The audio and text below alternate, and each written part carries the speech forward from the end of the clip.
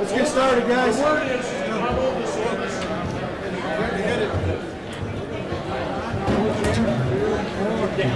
Let's see, since you were involved in the transfer.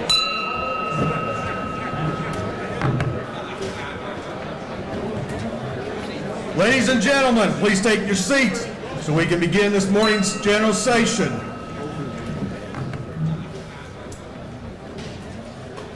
Ladies and gentlemen, please take your seats so we can begin this morning's general session.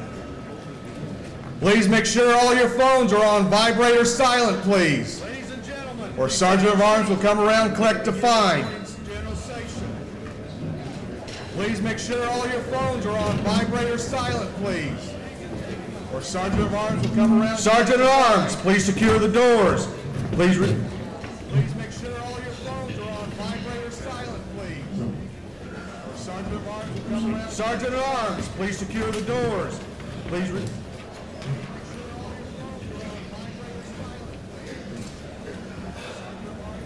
Sergeant of Arms, please secure the doors. Please.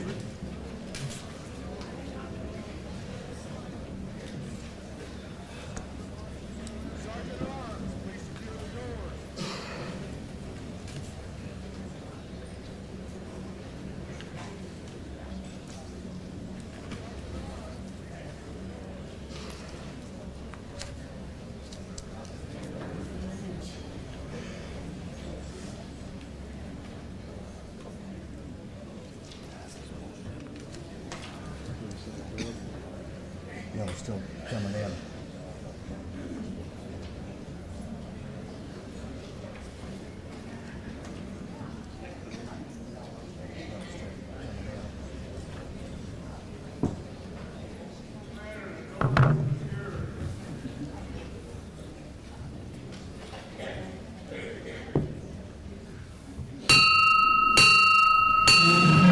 Please rise. Colors of our country are.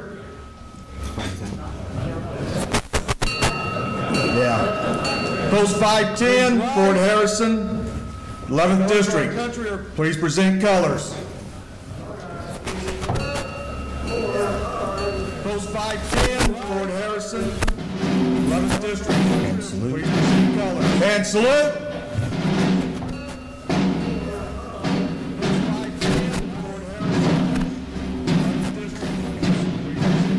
And salute.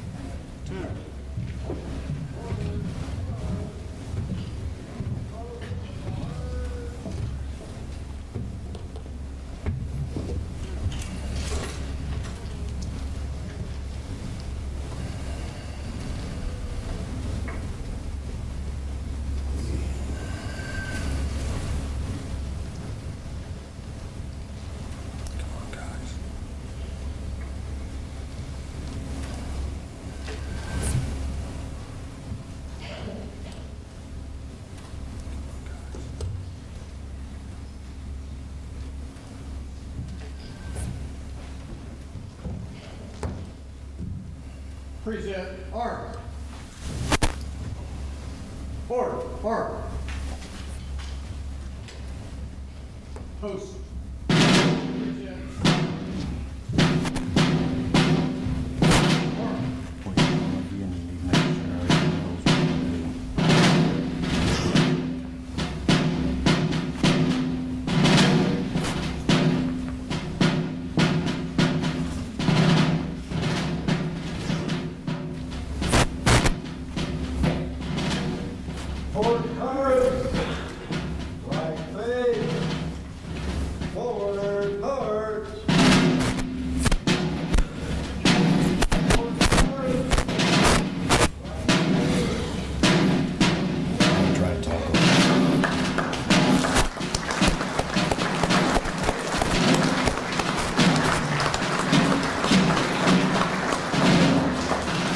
historical Fort Benjamin Harrison, Post 510 for the precedent display.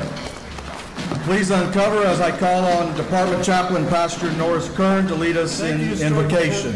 After the invocation, we'll recite the Pledge of Allegiance together. Please uncover as I call on. Let us be in an attitude of prayer. Eternal and gracious God, Scripture tells us your mercies are new every morning. And so we gather this morning in your grace and ask your divine blessings upon our assembly and upon our commander, Rodney Strong. We give you praise for all the distinguished guests that are here today that we'll hear from. And Lord, we pray that all that we do would give you glory. As we gather this morning, we are mindful of the Hope family who lost their Navy son, and we pray for your mercies and blessings to be upon that family as they struggle with this loss. We pray this morning for our brave young men and young women in uniform across the globe, those who are guarding the portal of freedom, not only for the United States, but for the citizens of the world, some who have never experienced the freedom that we have in this great country.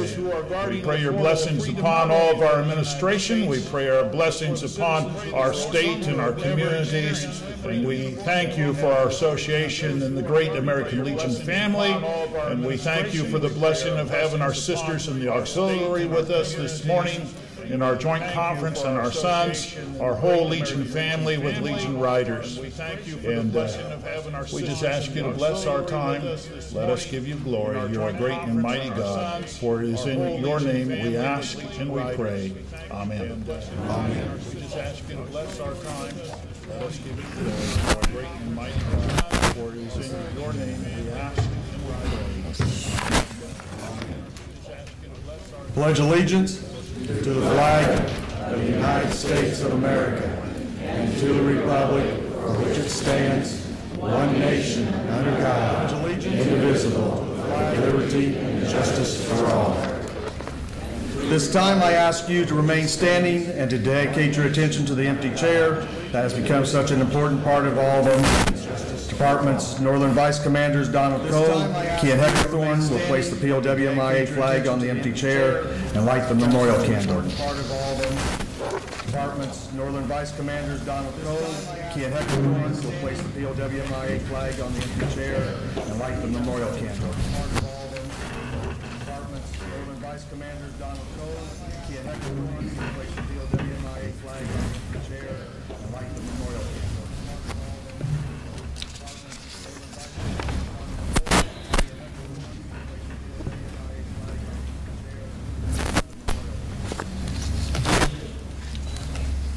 Draped with the black POW flag, the chair reminds us, our countrymen who have yet to come or be accounted for from the wars of our nation. POW-MIA chair also reminds us that to be lost or held in the hands of the enemy remains a very real possibility for the men and women who are fighting the war on terror and other ongoing conflicts in the Middle East.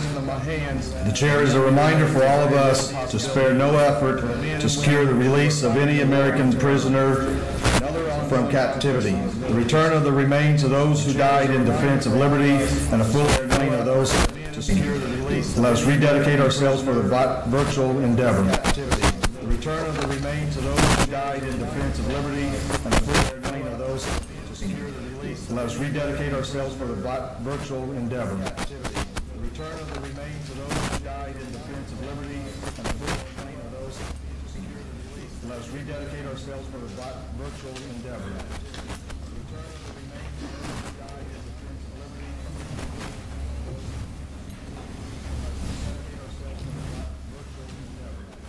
Please recover. Please remain standing as you join me as we recite the preamble of the Constitution of the American Legion and the American Legion Auxiliary. Legionnaires, please remember to pause as the auxiliary recites the additional clause in their preamble and then conclude the recitation together. Legionnaires, please remember. I'll hold my hand up so when we are to stop. And I'll take it down so we can restart. For God and country, we associate ourselves together.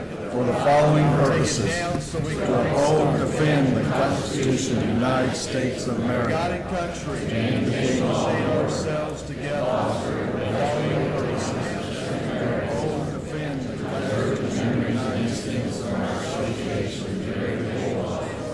and follow the sense of individual obligation to community, state, and nation, combating the policies of both classes and masses, to make right the master of might, to promote peace and goodwill on earth, to safeguard and transmit to posterity the principles of justice, freedom, and democracy, to participate in and contribute to the accomplishment of aims and purposes of the American Legion, to consecrate and sanctify our devotion to mutual happiness.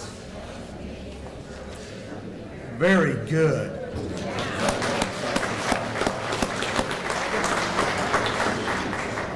Please remain standing for our national anthem. Very good.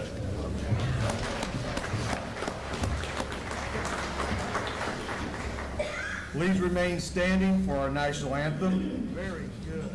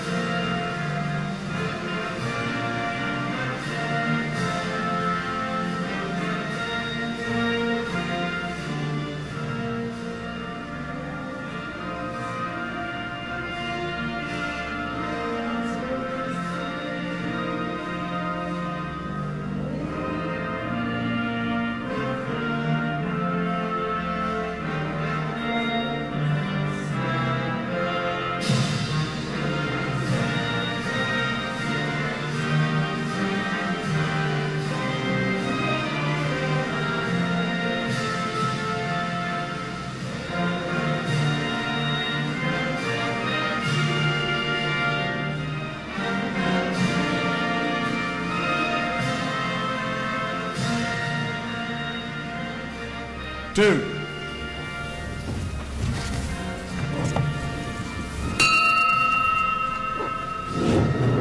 Please be seated. I now declare the general session of the Joint Spring Conference of the American Legion and the American Legion Auxiliary Department of Indiana to be regularly convened. It is my honor to welcome you all to the 2019 Joint Spring Conference. We have a lot to do and a limited time to do it, so I suggest we get started. At this time, I'd like to introduce your 2018-2019 Department and District Officers who have been working hard all year to continue the service and ideals of the American Legion. I ask that you please stand and be recognized as I call your name. And please hold your applause until they all have been recognized. At this point, I consider it a point of personal pride to present to you 2018-2019 Department and District Officers who have been working hard all year. Continue the service and ideals of the American Legion. These folks have been helping veterans across the state to aid our veterans, their families, and their communities. Please stand and remain standing to be recognized. As your name is called, and audience, please hold your applause.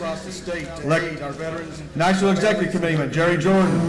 Alternate NEC Ed Trice. Northern Vice Commanders Don Cole, Ken Heckathorn. Southern Vice Commanders Herb Hoffman, Ed Giltner. Membership Chairman Ron Hoax, Sergeant of Arms Don Hudson, Finance Officer James Tracy, Assistant Finance Officer Harold Hensley, Judge Advocate Joe Bumbleberg, Assistant Judge Advocate Terry Smith, Department Historian Steve DeFeo, and Department Chaplain Norris Kern, Department Adjutant John Crosby, Communications Director Tim the Man Rose, Director of Rehabilitation, John Hickey. Assistant Director of Rehabilitation, Bryce Hewlett. Department Service Officers, Michael Showalter, William Thomas, and Valerie Harris. Director of Rehabilitation, John Please give them a round of applause. Rehabilitation, Bryce Hewlett. Department Service Officers, Michael Showalter, William Thomas, and Valerie Harris. Now may be seated, please.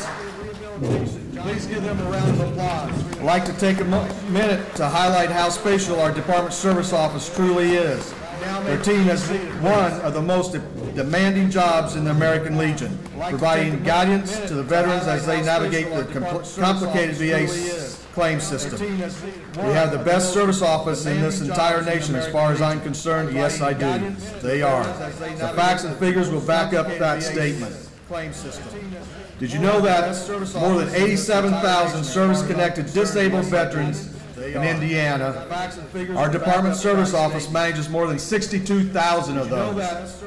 They generate more than $360 million every year in claims to Indiana through case management. It is because of our service office that we can truly and proudly say our Indiana motto, "We change lives." Let's give our Department Service Office a hand. It is because of our service office that we can truly and proudly say our Indiana motto. Now I'd like to please recognize our distinguished district commanders.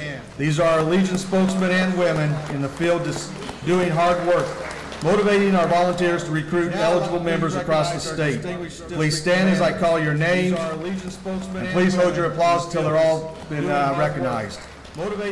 First District, Kevin Urbanzik. Second District, Larry Burkhart. Third District, Wayne Zeman. Fourth District, John Custer. Fifth District, J. David Burnett. 6th District, Richard Culp. 7th District, Ken Pridemore. 8th District, Wayne Zeman. 4th District, John Custer. 5th District, J. David Burnett. 6th District, Richard Culp. Somebody lean on the lights. 8th District,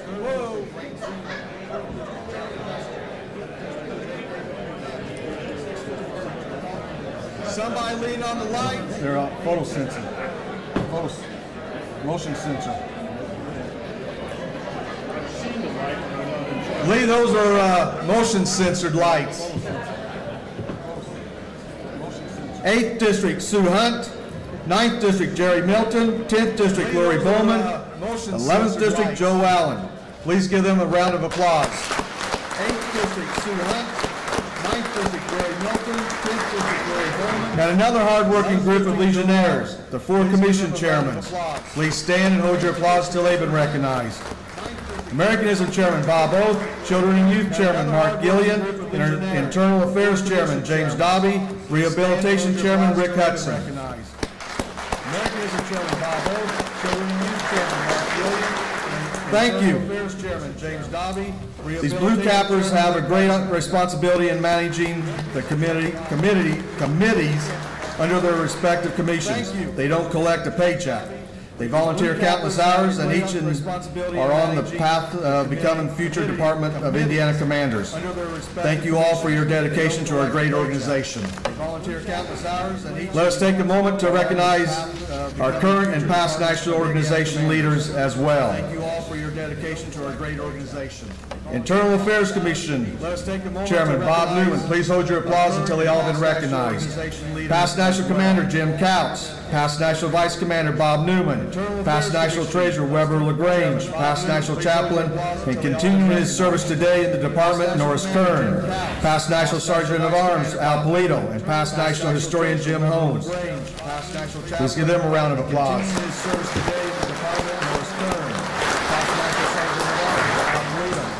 Now let's take a moment to introduce the men whose leadership has guided us through the years, our past department commanders. Please stand and hold your applause until they've all been recognized. Robert Ayers, Melvin Napier, Al Werner, Larry Bartlett, Donald Kahn, Jim Couch, Terry Smith, Tom Henderson, John Mikowski, James Delaney, Tommy Summerfield, Ralph Tolan, Bob Newman, Richard Jewell, Ed Trice, Ken Hilton, Larry Lowry, Jim May, Marty Ziegowitz. Thank you, gentlemen. Ralph Tolan, Bob Newman, Richard Jewell, Ed Trice, Ken Hilton, Larry Lowry, Jim I'm sure you already know that we have a very special guest with us this morning. At this time, I call on National Executive Committeeman Jerry Jordan to the microphone for the purpose of an introduction. Jerry? You know that we have a very special guest with us this morning. At this time, I call on National Executive Committeeman Jerry Jordan to the microphone. Thank you, Commander. And once again, it's my honor to introduce a distinguished guest we have with us this weekend. Many of you have had the opportunity to have already met him. I think you found him very pleasant to be around. We sure are proud to have him here this weekend, and so I will go with his introduction. Bill Oxford joined the American Legion in 1986, earning his eligibility by service in the United States Marine Corps from 1967 to 1970. He served as an aviation technician on the A-6 Intruder. After his return from Vietnam, he elected to be discharged as a Sergeant E5. And after leaving the Marine Corps, he immediately joined the North Carolina National Guard as an M-Day Guardsman. He attended the North Carolina Military Academy Service Officer School, where he was commissioned in 1973 as a second lieutenant. He served as platoon leader, company commander, battalion commander, and he also held many staff level positions. After transferring to the Army Reserve and serving with the Military Traffic Movement Command, he retired as a colonel with more than 34 years of service. He started work midway through his high school career, but career choices led to the maintenance engineering field. He has a Bachelor of Science degree in Environmental Studies, along with many multiple safety and environmental certificates. Mr. Oxford has served in many different positions within his post, his district, and his division. He served as post 29 as commander 3 years and post adjutant 12 years. He served in the 21st District of North Carolina. They have 25 districts, by the way, as their oratorical chairman. He served as North Carolina's Department Commander in 2010 and 2011 and served on the Americanism Commission as chairman, Leadership Development Chairman, Dean of North Carolina Legion College, and is also active with the North Carolina Boys State.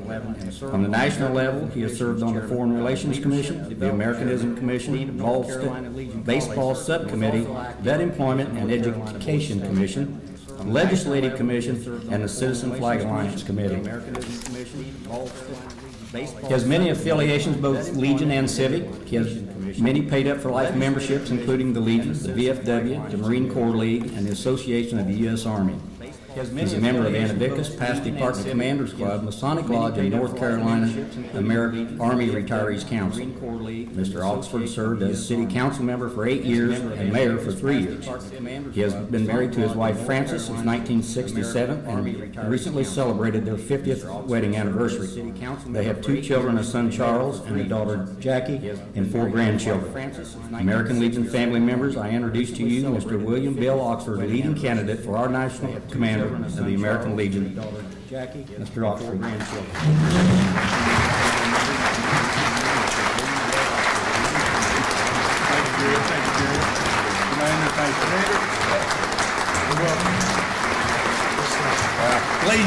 Please take a seat. I'd like to take just one moment. I don't know, the commander didn't recognize Billy Johnson, former director of membership at the National Organization. Billy, glad to see you. Please take a seat. I'd like to take just one moment. I've made this mistake many times, and I don't intend to make it again. Jerry talked about being married 50 years. If we make it to the 15th of July, it will be 52 years, and my lovely bride's sitting right over there.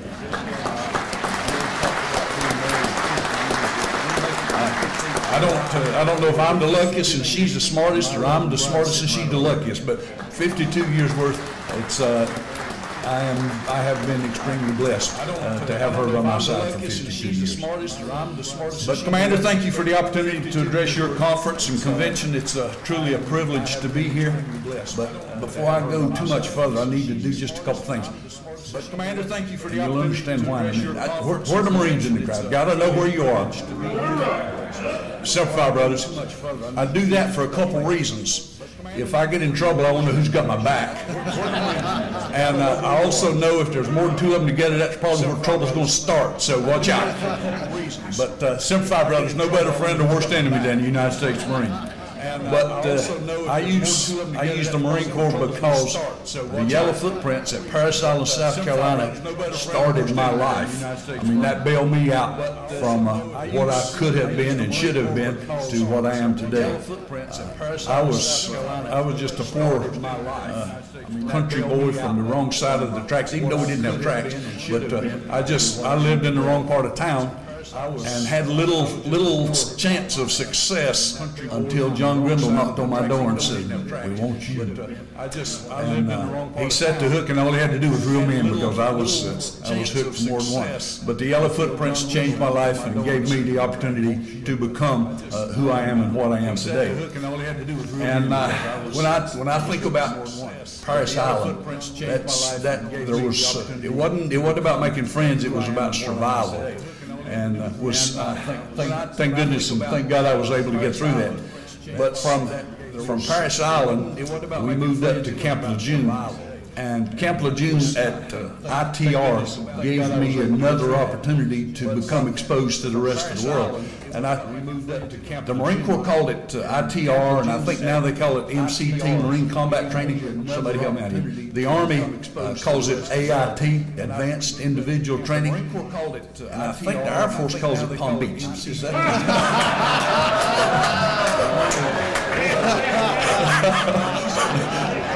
Thank you, brother.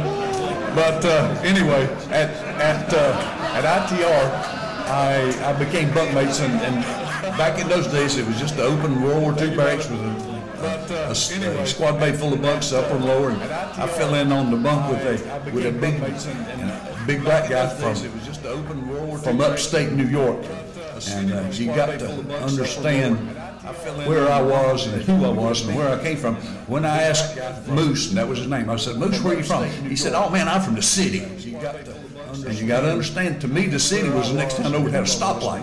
But his descriptions of the things that happened in New York City introduced me to a whole different part of the world. And it continued my education about what the real world's about and what was out there beyond what I thought I knew about.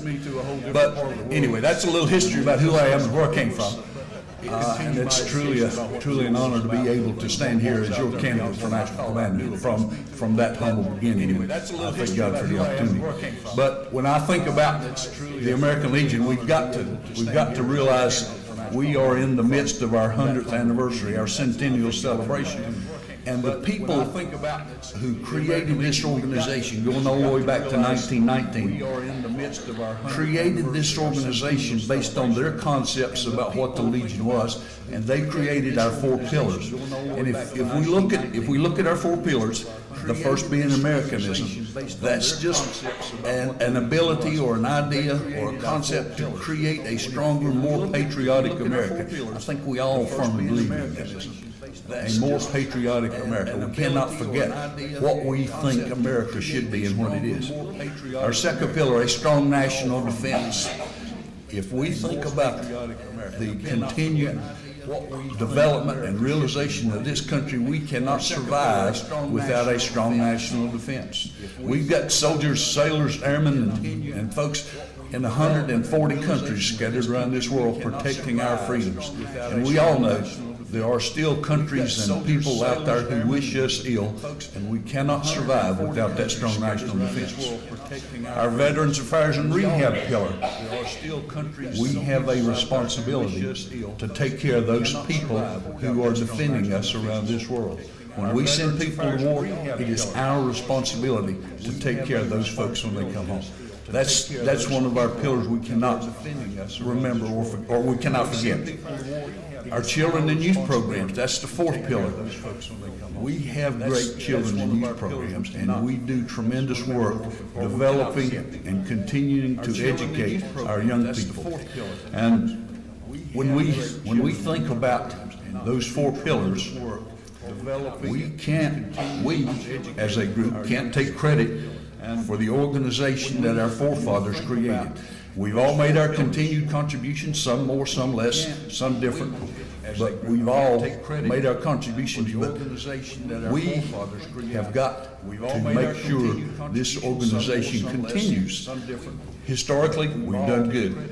We've been successful because we have a great team. And when I say a great team, we've got the Legion, we've got the Auxiliary, we've got the Sons, and we've got the Riders. Those have been created along the way to help us achieve our goals. And we are successful because we've got those four organizations supporting our efforts. Created along the way to help us. But as we move into the next generation or the next centennial, our programs that have been developed on the way are a way for us to continue to do this. And if we look at our programs, we've got some great ones. American Legion Baseball, that's probably one of the largest, most visible. And I'm a numbers guy. Let me throw some numbers at you. If we look at more than 4,000 teams scattered across this country, and if you do a little math, 4,000 teams times 18 players, that's something about 75,000 players that play American Legion Baseball. And if you do a little more math, 75,000 players times all of the hours they put practicing, playing games, and participating in baseball, we keep a lot of young guys out of trouble because they're tied up playing baseball. We should be proud, and I am, of our American Legion baseball programs. Another program, if we think about Boys State, there's more than 18,000 participants from the different department of Boys State across the country. Boys State is a tremendous opportunity to teach our young guys and girls in Girls State about how government works and operates. And if you look at some of the participants of Boys State, there's been presidents, governors, astronauts, musicians, athletes, politicians from every realm. And people like Bill Clinton or Neil Armstrong or Chris Christie or Joe Biden or Michael Jordan, if you're a basketball fan, Bon Jovi.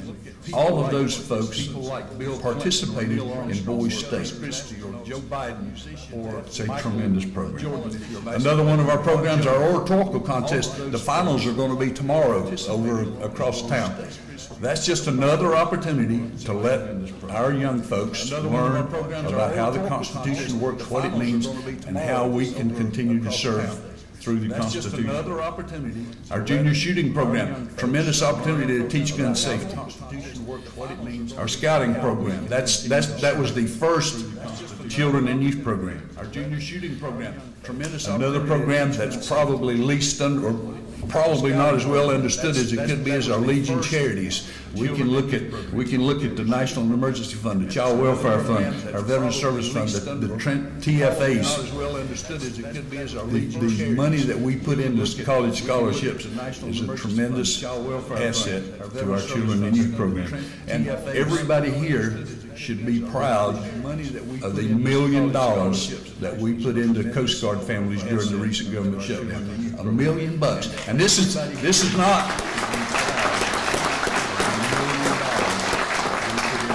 This is not a loan. This was a direct grant. They don't have to pay it back. Now, I hope we'll see some benefits from those. It wasn't done. It wasn't made. It wasn't created to help membership. But I hope we see some benefits from it. But you should be proud of what the Legion did in supporting those Coast Guard families. Another one of our programs, our legislative activities. And I'm a legislative guy. I believe we need to develop that process and use our legislative abilities and our legislative power as a selling point for membership. If we look at some of the recent successes, and this goes all the way back to the early developments, the GI Bill, the multiple iterations of the Veterans Administration, the flag code, all of those were created through the legislative power of the American Legion. Recently, the commander was in Washington, and I was fortunate enough to be there, but he laid out our legislative goals to the U.S. Congress. They realize, they know, they understand the power of the Legion. And after the commander's testimony, most everybody, every department had people in Washington making those visits to their legislators. Every time I got a chance to visit one of those legislators, and I went to North Carolina, I always asked the same question: how can we help you do your job? And the answer, surprisingly, was almost verbatim the same from every one of them. Keep doing what you're doing.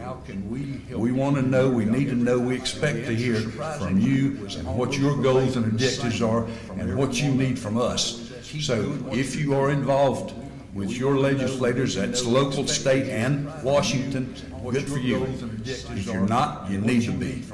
Those grassroots efforts means more to those people than anything else we do. So if you are involved, thank you. If you're not, call them up, get involved, get them on your phone. I've got my congressman on my cell phone. I've got his personal cell phone right. If I call, he'll answer because he knows it's important. We don't communicate often, but when we do, he realizes and knows it's an important priority for the American Legion. So please, if you're not, get involved with those folks. Everybody knew what was coming next, right? Priority for the American Legion. So please, if you're not, get involved. Membership. But when all of those programs are great, they work good, but they don't work without people, folks. That's the way it is. We got to have bodies to make those programs work. Now, all of those programs I'm going to use numbers here because I'm a numbers guy. The American Legion all-time high in 1946 was 3.3 million people. This year, our membership goal will be somewhere a little bit south of 1.8 million people.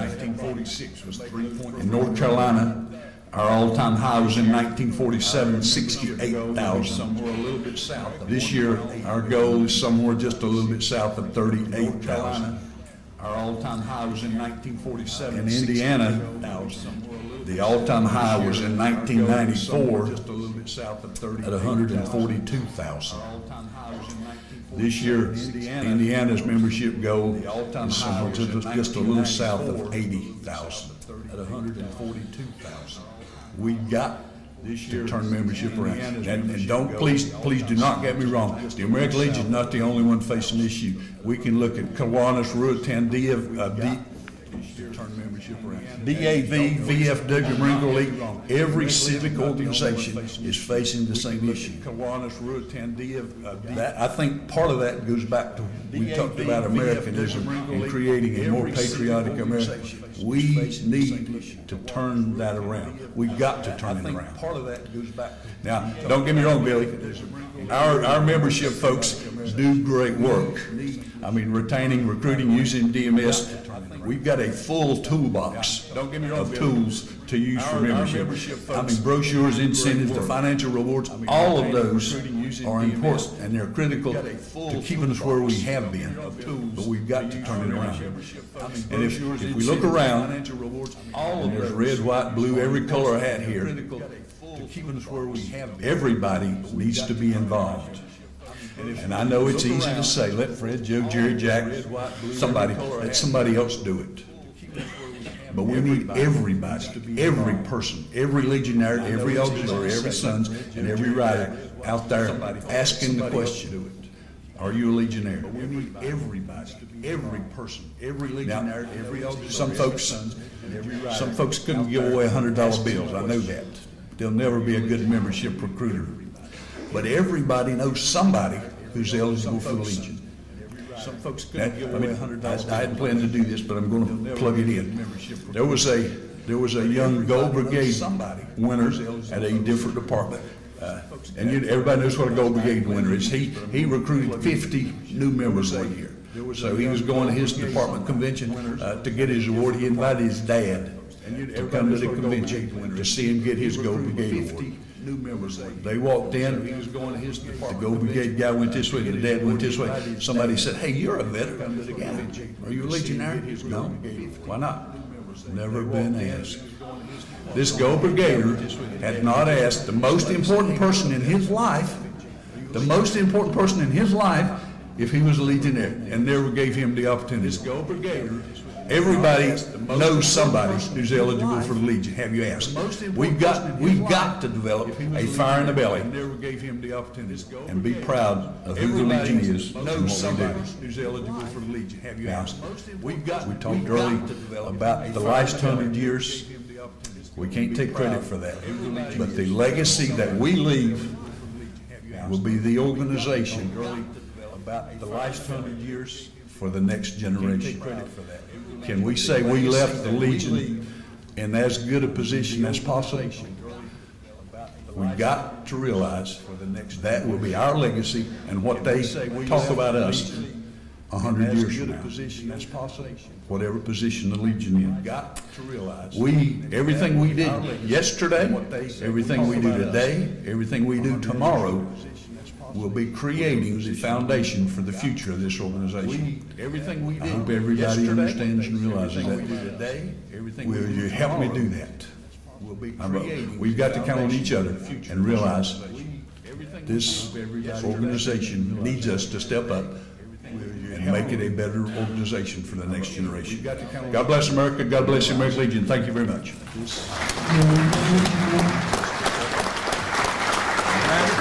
job. Thank you.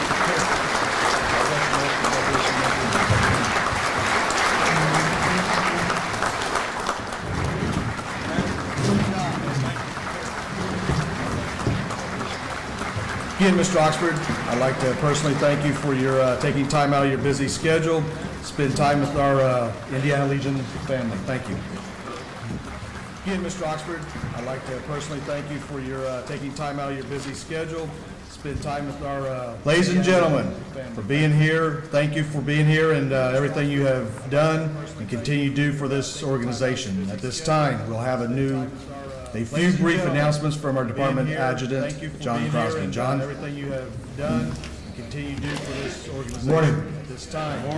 Brief is key word. Right? Brief announcements. We've got a very busy conference. We'll have a very busy DEC meeting and a lot of news to announce. After this weekend, there's a lot of work to be done. We've got an ambitious schedule. We had an ambitious general session this morning with a lot of presentations, so we're going to try to get through this. We've scheduled to run this through about 10:30 a.m. So if you would stand by, because I think we've got some really interesting presentations for you. My friend Billy Johnson here from National Headquarters, currently with the Chamber of Commerce, is going to present Operation Combat Bike Saver. You can see they've got their motorcycle up front. They're going to talk a little bit about their program. They were on the Mike Rowe Pay It Forward Facebook. You can see they got their motorcycle show, and I believe it was 42 million views, something like that. We gave Mike Rowe a National Communications Award a couple years back in Reno for that. So he's now spreading his program around the nation, and it's becoming a great success. We got on board with them back in 2016, so we're going to learn how we can continue to grow that relationship. And we have a World War II veteran here that will be on stage that will receive his Bronze Star that he didn't get for action during World War II. So it's going to be a good presentation. So please stay with us. If you've got meetings, first meetings are scheduled for 10:30, we understand. I want to make a couple quick introductions here. Service office, if you guys would join me up here on the lower stage. If you've got meetings, first meetings are scheduled for 10:30, we understand. Service office, I believe, has the biggest impact of anything we do in the state of Indiana and makes us unique from all the other departments. From the work that these people do, come on up guys. Service office, I believe, has the biggest impact. They represent more than 72% of the service-connected disabled veterans in the state of Indiana. From all the other departments, from the work that these, and that's all made possible by the dues-paying members like you out here in the audience that make their mission possible to provide a free service to veterans, regardless of whether they're even a member. We provide that service to them. So from my left to your right, we have Will Thomas. He served as an Army medic. Mike Showalter, he's a familiar face. He was our logistics coordinator for several years. Mike is solid. He decided to move over to the service office and help veterans in a different way. Mike's training just about concluded, and he's going to be actively helping veterans. I think next month. Is that correct, Mike? Excellent. Next month. It takes about 6 months of active left seat, right seat training. John Hickey provides these people. In order for them to even start their first case, it takes 6 months of investment. Valerie Harris, Air Force Civil Engineer, and Tegan Lara. Father is an Army veteran. Richard Riddell, he's in our thoughts and prayers. He's having some medical issues right now, but we're thinking of him too. So let's give these people a round of applause and thank them. Thanks, guys. Thank you. Let's give these people a round of applause. Just a couple more quick announcements. The way we've changed a little bit the way we do our hotel reservations, as everybody can tell. We still have reservations available on the department website. It'll always continue to be there under members. You can continue to make your online reservations. However, we're getting away from the paper form. We still have. Okay, so if you're one of those that like to do the paper form and mail in the check, your alternative is to call the hotel directly. Okay, and so that's how reservations are going to be moving forward. Tim, are the reservations up for convention?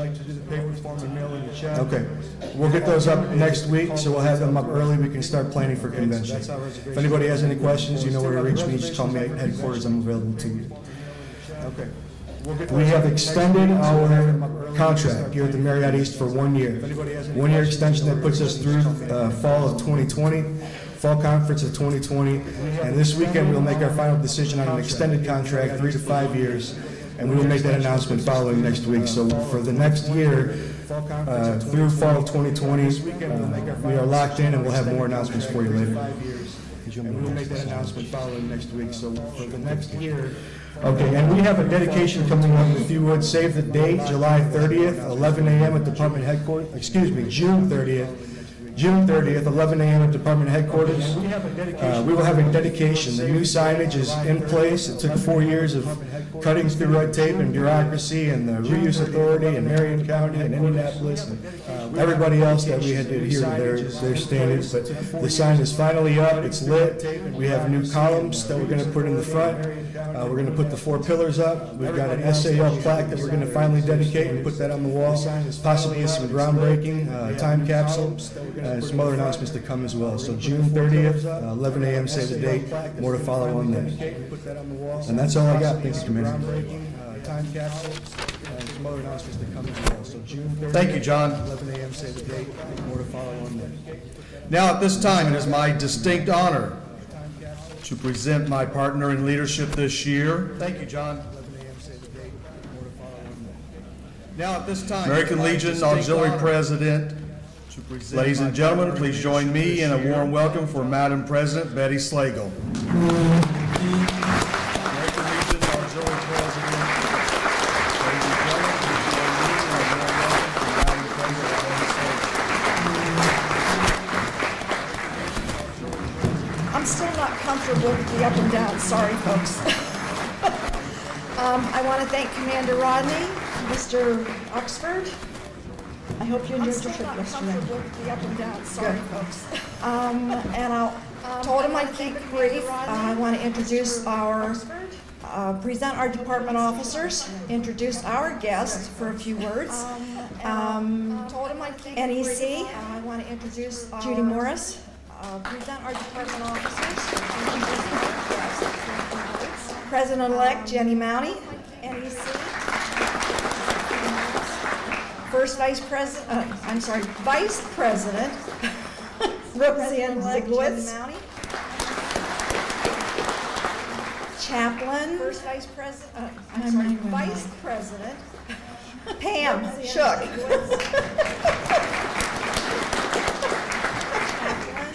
And our historian Cheryl Three. As many of you know, if you may not, we do have a new secretary in our office, Anna Toomey. And we have a new part-timer in our office, Tommy Sue Bunner. And I want to thank Judy Odie for stepping in and helping us train everybody.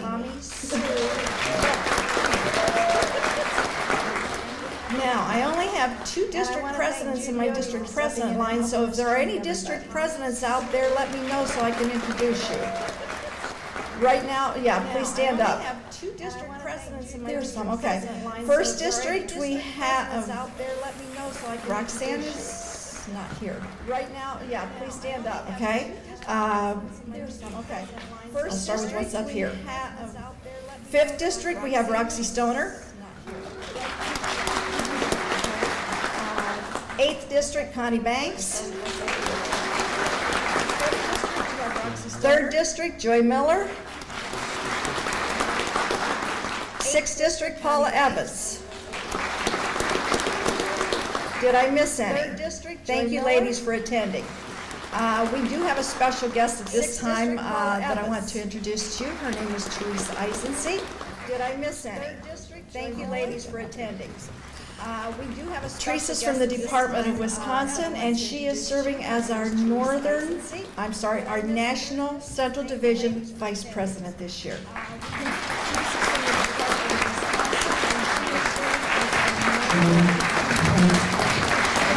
Thank you very much.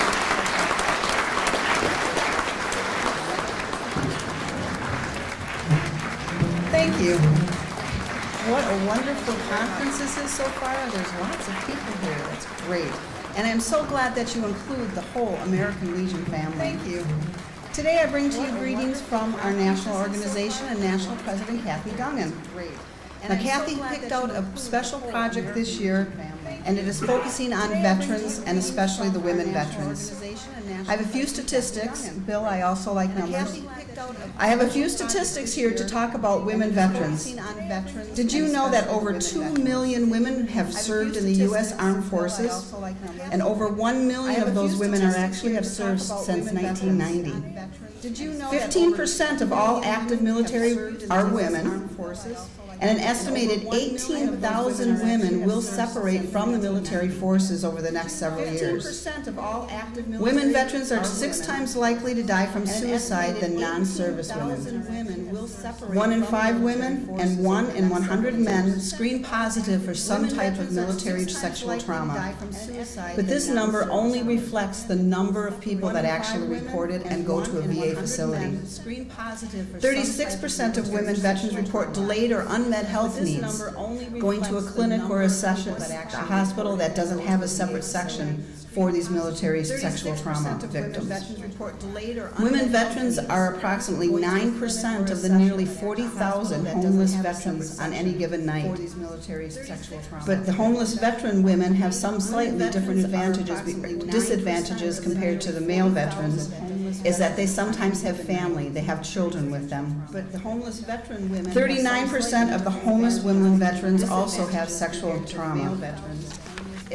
So some of the things that President Kathy is asking us is that we are going to support and create a national fund for the military veterans, homeless veterans.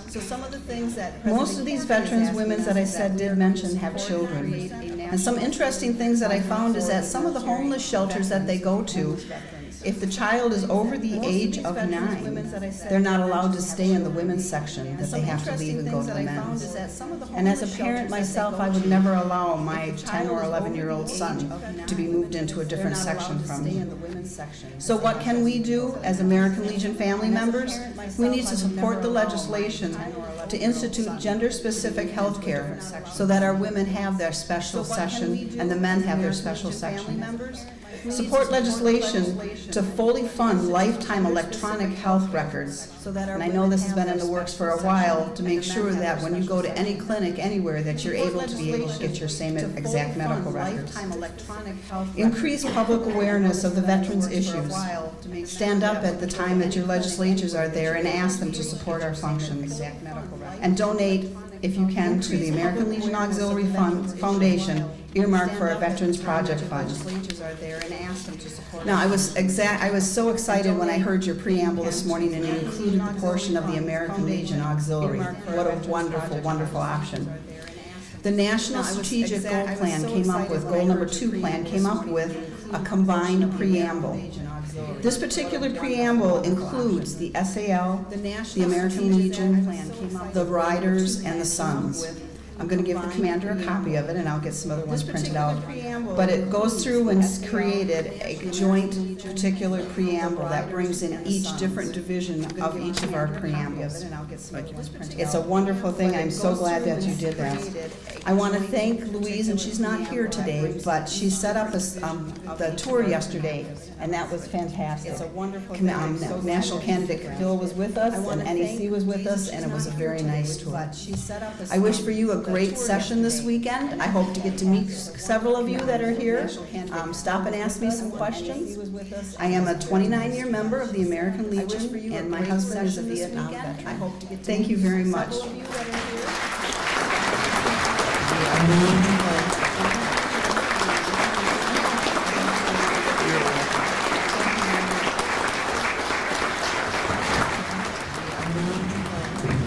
have one more segment of our auxiliary group that I intended to introduce, and I apologize, I forgot you.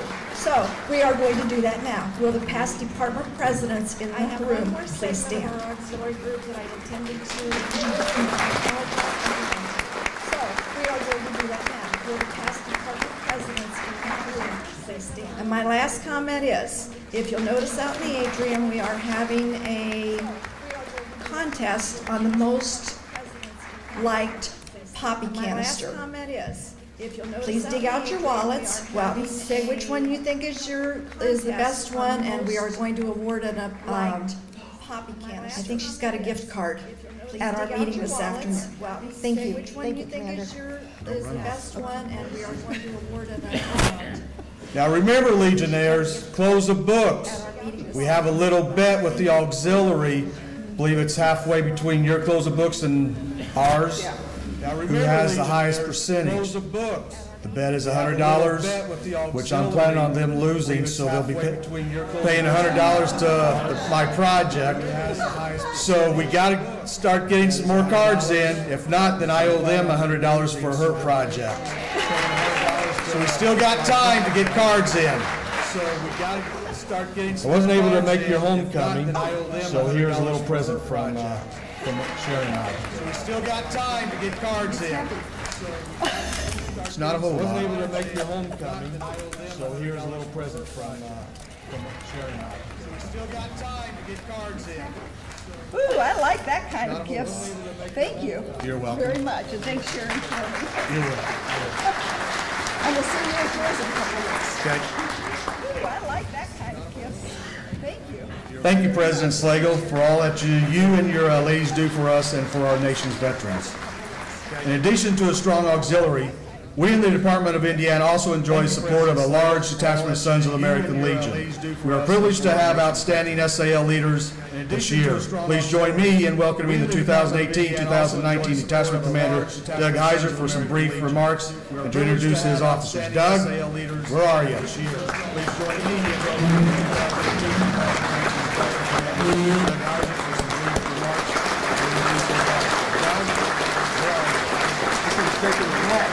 I think he was.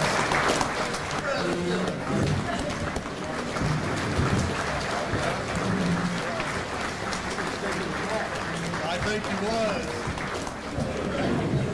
Were you napping? I tried to get my executive vice up here, but he refused to come up here. Hi, ladies, Brief remarks. auxiliary, legionnaires. Say what, sir? Brief remarks. Brief. I think they're Fruit of the Loom or Hayes, I'm not sure. I thought he was asking me my briefs. I'm not really sure, but brief. Brief remarks. Key word. And Sons of the American Legion. Would you all stand up? I'm not going to introduce everybody, but there's the working crowd right there. We have a bunch of the other ones are over there assisting with the oratory. Also, about half of us are over there and coming back later today. Serving on all different walks of the staff over there. We even got one of us judging the contest, which is pretty awesome. It's not a job that I want to do because those guys are amazing. Guys and ladies are amazing. So I was told to keep it brief, so therefore I will. I know a lot of people want to get out of here. You got a lot of programs going on. I just want to say it's been a fantastic year so far. And membership is the key to any organization's survival, because I could be up here talking to a room full of nobody in there, chairs, empty chairs, if we didn't have our membership. So get out there, keep pushing it. Thank you very much. And was that brief enough? Oh, see, you don't even want me to leave yet. I like that. Okay, I asked for the Sons. Now I want to see the duel. Legionnaires and Sons. There you go. Thank you very much. And what I will have to say with that, I was at the 10th District enjoying a little party down there at the post 65, I believe it was, and I seen some shirts walking around. They were wearing that said it's cool to be dual, and that goes with the auxiliary as well. So we do have them that are both dual members in the auxiliary. So yeah, it's cool to be dual, and I thank you all. And like I said, we wouldn't be here without you. So thank you very much. And now can I get down? Sure. Thank you. You're welcome. Don't get used to it, okay? Now can I get down? Sure. Thank you. Thank you, Commander Heiser, for your support of our Indiana Legion family and your support of our veterans. Commander Heiser, you and your team have contributed greatly this year to the work that the Legion has been doing across the state. Let's give them a round of applause. Your support of our veterans. Commander Heiser, you and your team have contributed this year to the work that the Legion has been doing across the state. Let's give them a round of applause. Told you I wasn't done. I'm never done. Yep. With that said, sir, we, Detachment Indiana, Rehabilitation Fund, we'd like to donate that, $5,000. With that said, and Peter Commander's Project, $7,500. Thank you. And we're going to take his $100 bet, so we're still working on it. You're going to be paying out of your pocket. Good. Thank you. Thank you. Now I'm done. His $100 bet.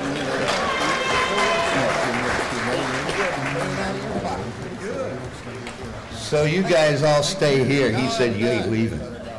How's that? Good. Thank you, SAL. Appreciate that highly. So you guys all stay here. He said you ain't leaving. That really helps. Good. Thank you, SAL. Appreciate that highly. Generally, the department commander is older than the detachment commander and generally the department president.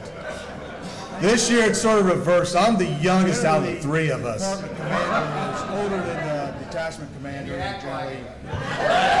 Good! This year it's sort of reversed. I'm the youngest out of the three of us. Our next guest is here to speak to us about the Legionnaires Insurance Trust. Right here. Oh, okay. Making sure. Legion Insurance Trust. Through his wonderful program, every Legion family member is entitled to free accidental death and dismemberment life insurance through their membership. Let me say that again. Free. All you need to do is sign up. What's that? www.DLIT.com. Not only do you, they offer this service, but they give financial kickbacks to the Indiana Legion every year, more than $3.1 million to date.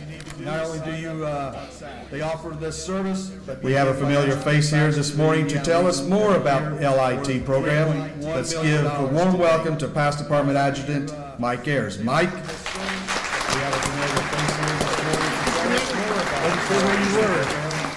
Always Good morning, ladies and gentlemen. Mike Ayers. Morning. On behalf of the LIT, we thank you for including us once again in your spring conference. Next week in Tampa, Florida, trust directors from around the country will assemble for 3 reasons: to hear about new insurance programs coming down the pike, to pick up some promotional tips on how to sell those programs, and to pick up the checks. The commander just mentioned how much money Indiana's received since 1991. These trust directors will receive checks next week. Now, I don't know how much money Indiana is going to get. It'll be in the $100,000 range, and you know that money is used for veteran service activities and youth programs. I will guarantee you that Hugh Dagley will be presenting that check. His wife has assured me he will get on the airplane from Tampa to Indianapolis with the check. I've asked your adjutant to meet him at the airport to make sure that check is deposited in the proper receptacle. To the ladies of the auxiliary, some of that money comes to you as well. You're one of 12 departments across the country. You've been the program about 6 years, and I can tell you welcome new department secretary. So you're going to like this money. Just make sure that John gets it too.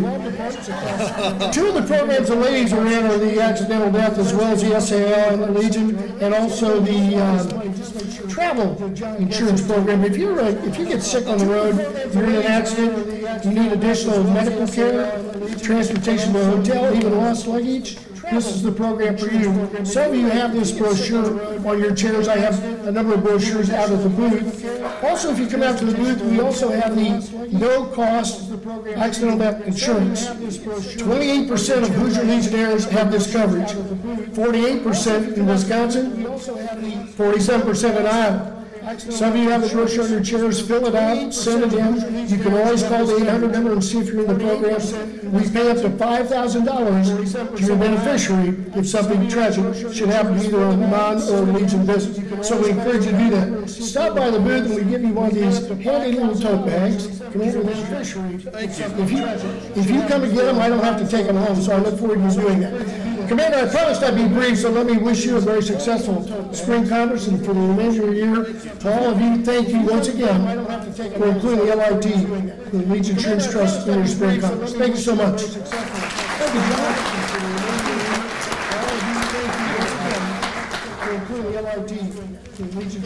Thank you, Mike, for everything you do and the LIT do for Indiana Legion.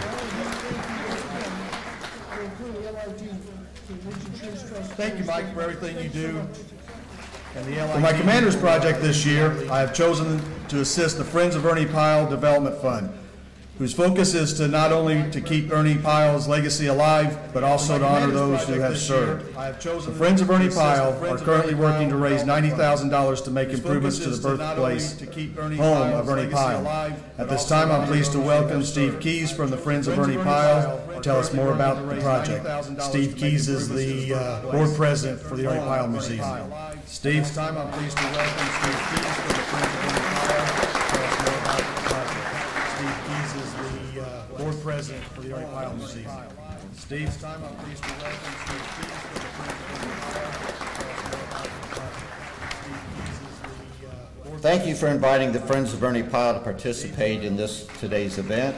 I'm honored to be among you and appreciate the service that you have done and the service you continue to do for your communities. Thank you for inviting the Friends of Ernie Pyle. I also want to thank Commander Strong for taking the interest in preserving the Ernie Pyle birthplace and more importantly, the legacy of Ernie Pyle and the generation that he wrote about. I think it's only appropriate that Ernie Pyle be associated with the American Legion, whose members have served in the armed forces, and today they continue to voluntarily serve in their communities and making those communities better places to live. The connection is because Ernie Pyle served as the voice of the soldier, the sailor, and the airman during the World War II. His dispatches back home were carried by nearly 500 newspapers, and they were not about grand strategy or the brilliance of American commanders, but spoke of the life of the dogface, the grunt, the GI, who was pulled from a normal life in the United States and asked to defeat armies that had been dominating the world's battlefields at that time. Ernie Pyle served as a bridge between those reluctant but determined warriors and the worried families back home. He may not have mentioned your specific son, brother, neighbor, but you knew through his columns what your loved ones were going through as the war progressed. Combat veterans experience and see things that are too unsettling to share with loved ones back home. I experienced that feeling with my grandfather and uncle. Their private conversations about what they saw and did during their service weren't the same conversations they would have with others at home who didn't experience that. We couldn't understand what they had endured. But Ernie Pyle, spending his time on the front line, he shared those combat experiences. He survived the friendly fire bombing by an armada of B-17s at the St. Lo breakout. And he dug ditches. I want to read a little bit from a dispatch. This was from the North African desert in spring of '43. When our Sahara salvage expedition finally found the wrecked airplanes far out on the endless desert, the mechanics went to work taking off usable parts, and 4 others of us appointed ourselves the official ditch diggers of the day. We were all afraid of being strafed if the Germans came over and saw men working around the plains, and we wanted a nice ditch, handy for diving into. The way to have a nice ditch is to dig one. We wasted no time. Would that all slit trenches could be dug in soil like that. The sand was soft and moist, just the kind children like to play in. The four of us dug a winding ditch 40 feet long and 3 feet deep in about an hour and a half. The day got hot, and we took off our shirts. One sweating soldier said, 5 years ago you couldn't have got me to dig a ditch for $5 an hour. Now look at me. You can't stop me digging ditches.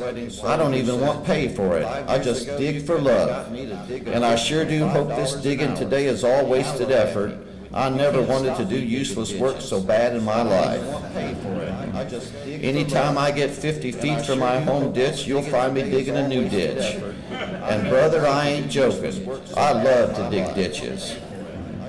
Digging out here in the soft desert sand was paradise compared with the clay-like digging back at our base. The ditch went forward like a prairie fire. We measured it with our eyes to see if it would hold everybody. Throw up some more right here, one of the boys said, indicating a low spot in the bank on either side. Do you think we've got it deep enough? It don't have to be so deep, another one said. A bullet won't go through more than 3 inches of sand. Sand is the best, is the best thing there is for stopping bullets. A growth of sagebrush hung over the ditch on one side. Let's leave it right there, one of the boys said. It's good for the imagination. Makes you think you're covered up even if you ain't. That's the new outlook, the new type of conversation among thousands of American boys today. It's hard for you to realize, but there are certain moments when a plain old ditch can be dearer to you than any possession on earth. For all bombs, no matter where they land, may land eventually, do all their falling right straight at your head. Only those of you who know about that can never know all about ditches. So you can see Ernie Pyle knew what it was like for the soldiers, and he was able to, with his vivid writing, be able to tell those at home what their loved ones were going through. He never sugarcoated or glamorized war. His readers knew war was about death and destruction. His connection with World War II began in London, covering the Blitz, the constant German aerial bombing attacks on England that only served to strengthen the British resolve to resist Germany. When the United States entered the war, Ernie followed the American soldiers into North Africa, then Sicily, then Italy. Then came the D-Day invasion at Normandy and the march across France. But the constant exposure to the horrors of war gnawed at his psyche. But as fame grew, he used that attention to campaign for fight pay, extra money for those in combat, and Congress listened. So those of you who ever received combat pay, you can thank Ernie Pyle. His dispatches to the United States were compiled into 5 books. His face was on the cover of Newsweek. There were stories about him in Look, Life, the Saturday Evening Post, Reader's Digest, and McCall. He was invited to the White House by Franklin Delano Roosevelt. He won the Pulitzer Prize for his writings. Hollywood based a movie on him and one of his stories, the story of G.I. Joe. It starred Burgess Meredith and Robert Mitchum. But his Hollywood based a movie on him. Everybody move a little bit. The story of G.I. Joe. His need to rest couldn't overcome his sense of duty, though. Despite premonitions of his own death, he felt he needed to cover the Marines and sailors fighting the Pacific War. It was only fair. So he went. He was riding in a Jeep on April 18, 1945 on the tiny island of Ieshima, part of the battle for Okinawa, when a burst of Japanese machine gun fire targeted the vehicle. The Jeep's occupants all dove for cover. Ernie's caring personality led him to raise his head and ask if everyone was okay. That's when a second burst rang out, and he was struck in the temple by a bullet and died instantly. His premonition had come true. Ernie Pyle was so revered by the people at home that his death was announced by nobody but President Harry Truman. Today, the Friends of Ernie Pyle seek to preserve this Hoosier's legacy as a writer, and in so doing preserve the legacy of the average American soldier, sailor, Marine, airman, Coast Guard. The Friends operate the World War II Museum in Dana. It includes his birthplace, which was rescued in 1976 with major contributions from the Lilly Endowment and the Indiana Department of the American Legion. 2 Quonset huts have been added to house the materials related to his war correspondent years. With the age of the house, Pyle was born in 1900. It has created the need for major exterior renovations. And with contributions from you, we can hope to get that work done. It's already been mentioned, the price tag for replacing the lap siding on the outside. Contributions from you. If you haven't visited our museum on the eastern edge of central Indiana before, we hope you plan a trip soon. Do a weekend trip. You can throw in Turkey Run State Park and the covered bridges of Park County all in one weekend. We know the American Legion stepped forward to save Ernie Pyle's birthplace from the bulldozer in '76, and I'm confident you're going to step forward with the Commander's Project and help it again today. Thank you again for having me, and thank you for the continued support of the efforts to preserve Ernie Pyle's legacy. Thank you very much.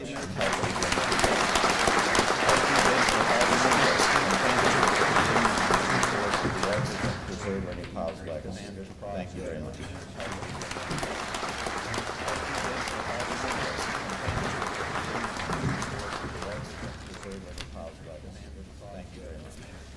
Thank you, Steve, for being here. I feel this is a worthwhile project to help save history of one of our Hoosier heroes. Let's give him another round of applause. Thank you, Steve, for being here. I feel this is a worthwhile project to help save history of our ALR director, Mike Bray, would like to come up and speak. Thank you, Steve, for being here. I feel this is a worthwhile project to help save history of our ALR director, Mike Bray, would like to come up and speak.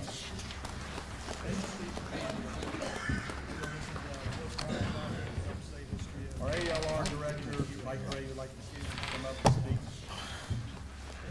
You'll pardon me for a moment. On behalf of the 3,300 American Legion Riders in the Department of Indiana, I want to thank you, Commander, for the opportunity to speak before this general session. Can I have all my American Legion Riders please stand? Riders in the Department of Indiana, I want to thank you, Commander, for the opportunity.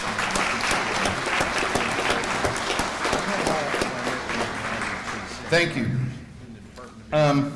Of the 125 chapters we have today, Commander, 43 chapters made a voluntary report to the department, and I just wanted to share a couple of numbers with you. In 2018, 43 chapters reported donations in a total of $312,476,000. I'm sorry, $312,476. Let me get that right. Of that, over $40,000 went directly to the sponsoring Legion posts. $40,000 went to National American Legion programs. 11,000 plus went to auxiliary national programs. 12,000 went to department, almost 13,000 to department Legion programs. 99,000 went to other nonprofit organizations such as the Red Cross, Lung Association, Riley Children's Hospital, department Legion programs, and much to my dismay, Wounded Warrior Project. Went to other nonprofit organizations such as the Red Cross, Lung Association, Riley Children's Hospital. $107,000+ went to other organizations and individual causes, such as funeral memorials, community assistance, direct veterans assistance, and over 100 funeral escorts, parades, flag lines, and publicly viewable events that your American Legion Riders participated in. And this was just what was reported from a third of our chapters. So we can extrapolate the rest, but we are making plans to submit a detailed financial report to the DEC tomorrow. And in future years, we're going to have a consolidated report very similar to the American Legion one to be able to make a more detailed report with hopefully all of our chapters reporting. have a consolidated. I just wanted to take a moment to blow our own horn a little bit and thank the American Legion Riders for everything they do for the American Legion family. All of our chapters. Thank you, Commander. Thank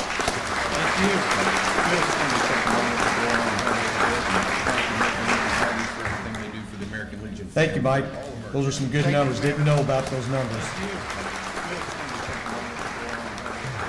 Our friends at the VA are also putting in the work to ensure that our Hoosier veterans have access to vital medical and assistance programs.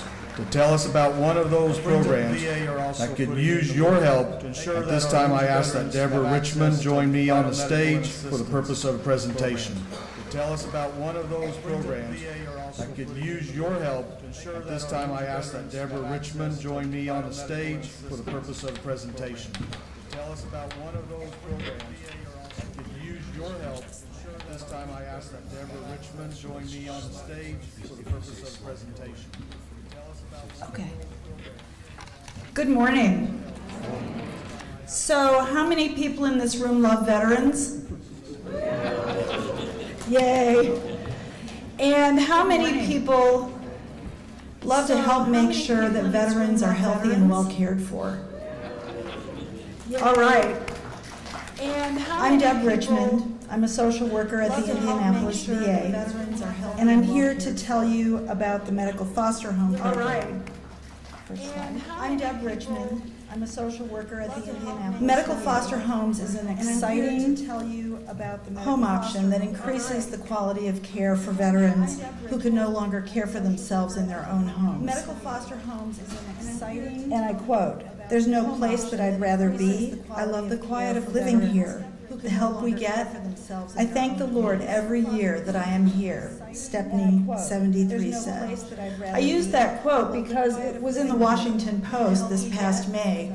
We've been getting quite a bit of attention lately. There was also an article in People magazine about one of our medical foster homes in New Albany, and I'll tell you a little bit more about that in a minute. There was also the medical foster home program, next slide, began in 1999 with 2 social workers in Little Rock, Arkansas. And you can imagine the scenario. We have clinicians who go out into people's homes every day and sometimes find people who can no longer live independently, but who, like my father, would never set foot in a nursing home. And so, and even a really good nursing home. And so, as a clinician, we're kind of faced with a difficult choice. What do we do? How do we help this person and respect their personal wishes and beliefs? So what these 2 folks did is they talked to their local VA and they started a pilot program which was then replicated in Tampa and in San Juan, Puerto Rico, where the VA oversaw a home that was partnered with home-based primary care. And in the next slide, you can see my very favorite slide, which is the number of medical foster home programs there are today. And in the next slide, currently we have over 1,000 veterans in 126 VAs in 43 states. And these veterans report a high level of satisfaction. Currently we have over 700 caregivers who provide care for these veterans. The medical foster home cost is roughly $60 per day, as opposed to $400 and up for nursing home care. And if you think about this, and many of you will know this scenario, if we have a veteran who is 60% service-connected with total disability, or someone who is 70% service-connected or above, a medical foster home saves the VA about $146,000 annually. That's one veteran. Why is that important? Because we have, in the state of Indiana, we have 409,836 veterans in Indiana as of September 30th, 2017. Next slide, please. We have 409,836 1,836 veterans. Of these, 190,276, or 46%, are 65 or older. Vietnam-era veterans represent about 2/3 of that number, which is about 127,000 veterans. Their median age is 68, and they are the largest living cohort of aging veterans. They live longer with complex medical conditions such as diabetes and heart disease, and mental illnesses such as dementia and chronic PTSD. With complex medical So we have a lot of people who potentially are going to need a higher level of care. Because of that, we must develop innovative community-based services, particularly for those veterans who either don't want to go to a nursing home or who can't afford it. And if we think back to $60 a day, even the veterans that I serve who have only Social Security and have Social Security of roughly $800 a month, if they qualify for aid and attendance, they can be cared for in a medical foster home. So we can serve a lot of people who otherwise would not get the level of care that they need. They can be cared for in a medical Next slide, please. So what is a medical foster home? It's a private home of 3 residents or less with a caregiver living in the home. It's combined with a VA medical team, such as VA home-based primary care. Does everybody know what that is? With a caregiver living in the home. Okay, I'll tell you about it in a minute. And the purpose is to provide a non-institutional long-term care for veterans who prefer a family setting and who can no longer live independently. The purpose is to provide Next slide. Who's appropriate for a medical foster home? A veteran with complex medical or psychiatric needs, someone who has impaired mobility or function that makes it difficult to leave home without assistance, someone who would have better health working with a coordinated interdisciplinary team, someone who has had frequent hospitalizations or ER visits, and someone who would otherwise meet nursing home level of care. Medical foster homes, next slide, are funded through private pay, though there is, I will tell you, there's legislation going through Congress right now. It may not pass this year. It's been introduced for the past 4 years. Chances are at some point this will pass, and the federal government will identify some funding for veterans for medical foster homes. Currently, they're funded through a combination of funds such as Social Security, service-connected disability, or non-service-connected pension. Aid and attendance applications are approved on an expedited basis, which means that we can get someone into a medical foster home relatively quickly. The average fee ranges from $1,800 to $3,200 per month, and the care agreement is negotiated with the family, the veteran, the medical foster home coordinator, and the caregiver, and it's renewed every year. Next slide. With the family. Who are the caregivers? They're individuals or families that have a desire to care for someone in their home. They are willing and able to complete appropriate trainings such as CPR and first aid.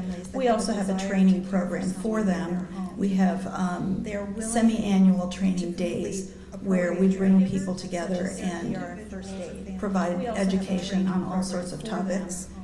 They have a passion for helping veterans and want to create a supportive, comfortable home for the veteran. And this is an important thing, they do not require the income of the medical foster home to support themselves financially.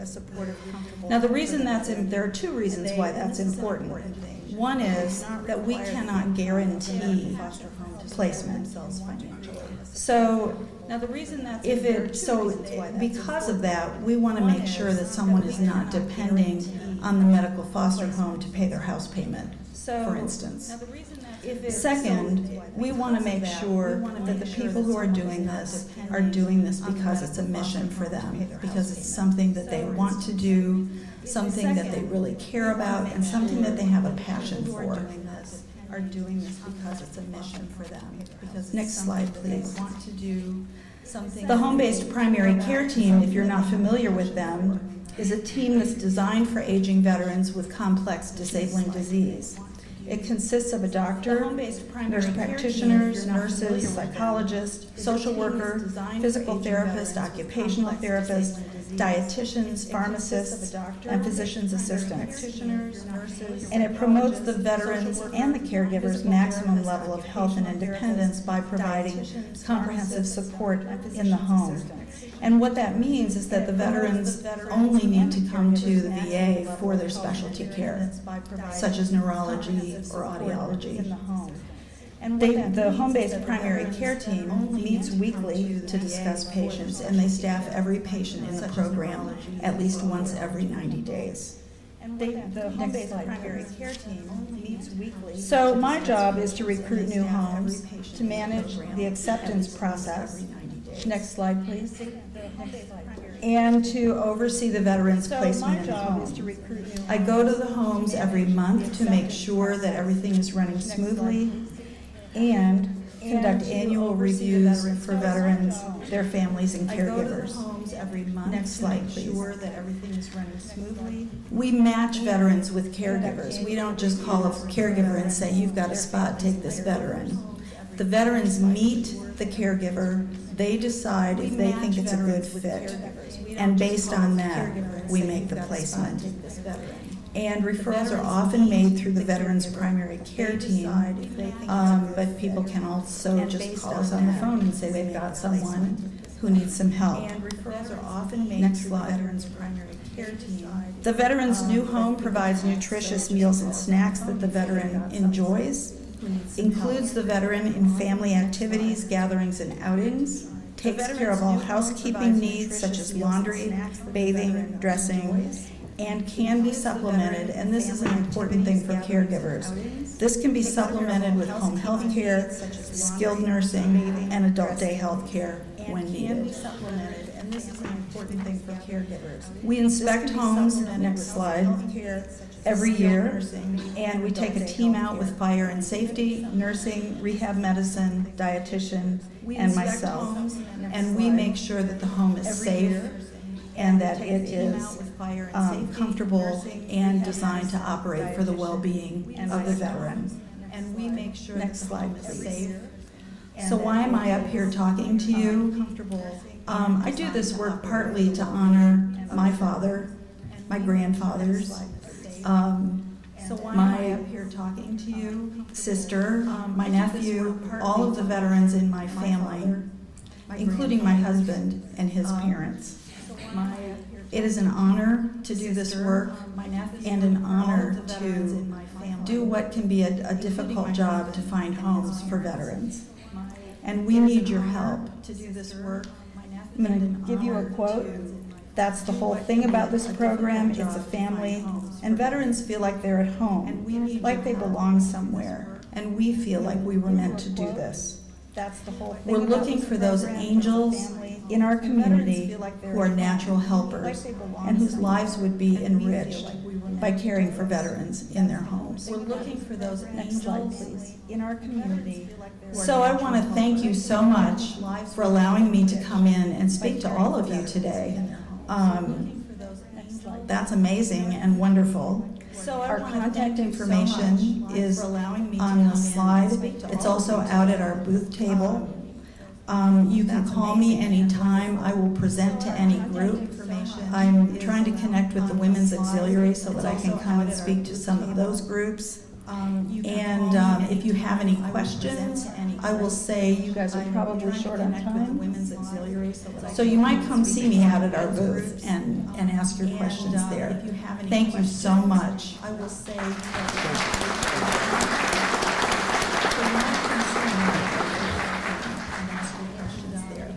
thank you so much. Thank you, Deborah, for taking the time to brief us on the VA Foster Home Program. Let's give her a round of applause. Some of you may have noticed this beautiful motorcycle sitting near the stage. This display was brought to conference from the amazing team at Operation Combat Bike Savers. If you are unfamiliar with OCB, the program, you're in luck because the founder of OCB, Jason Zaidman, is here today to tell us all about it. Jason, the floor is yours. If you're familiar with OCB, the program, you're in luck because the founder of OCB, Jason Zaidman, is here today to tell us all about it. Jason, the floor is yours. If you're familiar with OCB, the program, you're in luck because the founder of OCB, Jason Zaidman, Thanks for having me. I'm Jason Zaidman from Operation Combat Bike Saver. I'm the founder, CEO, president, head janitor. I do a lot with this organization. My wife probably hates me a whole lot for spending so much time with this organization, but it's in here. So, this organization, you may have seen, we were on an episode of Returning the Favor with Mike Rowe from Dirty Jobs back a couple years ago. I've actually been working with John Crosby and Ron Hoax for the past almost 4 years now, trying to push towards this cohabitation and working together with the American Legion. I myself am a tri-member. I'm a son, I'm a Legion rider, and I'm a Legionnaire. Thank you. My father was a Vietnam veteran, Marine Corps. So you can imagine how I was raised. Yeah, dress right, dress. Everything was a Vietnam veteran, but I went in the Army. He wanted me to do something great. I became an engineer, combat engineer. Got to build some stuff and blow it up. So I'm sure some of you guys know what I'm talking about. It was some fun. So, but after I got out, I wanted to do more. One of the things that I started noticing is there are a lot of programs out there in our country. I don't know how many, what's the number at, how many just in Indiana, how many veteran programs? One of the things that I started noticing, 327 veteran nonprofit organizations in the state of Indiana alone. We, Operation Combat Bike Saver, are one of those. And we are 100%. I'm the CEO, founder, janitor, all that. I get $0 to run this organization. Every bit of money and donations and things that come in all go towards the program. And what we do, and the reason why we created this is because I seen after I got out, and I got out in 2000, I was 96 to 2000, so I've been out for, 19 years now. I seen a lot of this, a lot of nothing actually going on, nothing getting actually done. Just here's some hope. We hope you get better. So this is a therapy program where it is 100% veteran atmosphere. And every Sunday, what we do is we work together, and I teach them how to build motorcycles. And just like this bike that you see right here, and you'll see more of it if you want. We'll have a booth. We have a booth out here. So this is our third bike that we built. So Butch, he's a airborne engineer. I taught him how to build that motorcycle. He built the thing with his own 2 hands, and at the end, he gets to keep it. It did not cost him 1 penny to build that motorcycle. But in that time, he got the camaraderie, he got to learn skills, there was a million things. It was a constant distraction of building that motorcycle. But in that time, the self-worth alone, just in knowing that he just did something that he probably never would have done ever in his lifetime if he wouldn't have came to the program. And plus, he just got a humongous chunk of family, other brothers and sisters of people that serve, that speak the same language, and he got to hang out with us and do that. We do things together. So, I can probably read through this, but it's the basic idea of exactly what the American Legion does, is we do for each other. We're veterans helping veterans, and we're saving lives. And if you want to talk to Brian out there, he's at our booth. He's one of the guys that will tell you that he would not be here today if it wasn't for this program. So our specific purpose, for those of you in the back, Operation Combat Bike Saver provides a workshop for veterans suffering from PTSD and or TBI and or depression. So traumatic brain injuries and other related issues, psychological issues, PTSD are a big portion, depression, anxiety. Our program has actually made a huge impact on changing how our veterans come into the program, and then 3 months later they're totally different people. So, and you can talk to those people. One of them is actually here, and he'll tell you this story. This workshop includes trained individuals skilled in various areas of motorcycle mechanics, restoration, and customization. Once the project is done and completed by the candidate, it is theirs to keep at no cost to them. So that's kind of how our project works, but we're kind of like an onion. We have tons of layers. It's not all about the motorcycle, it's mainly the camaraderie. You want to go to the next slide there? And I know I'm on a short leash here. I've got a little bit of time. But this is, if you're looking up on Facebook, social media, internet, and you want to look up our video for the episode with Mike Rowe from Dirty Jobs, that was a couple years ago. It's got like 42 million views.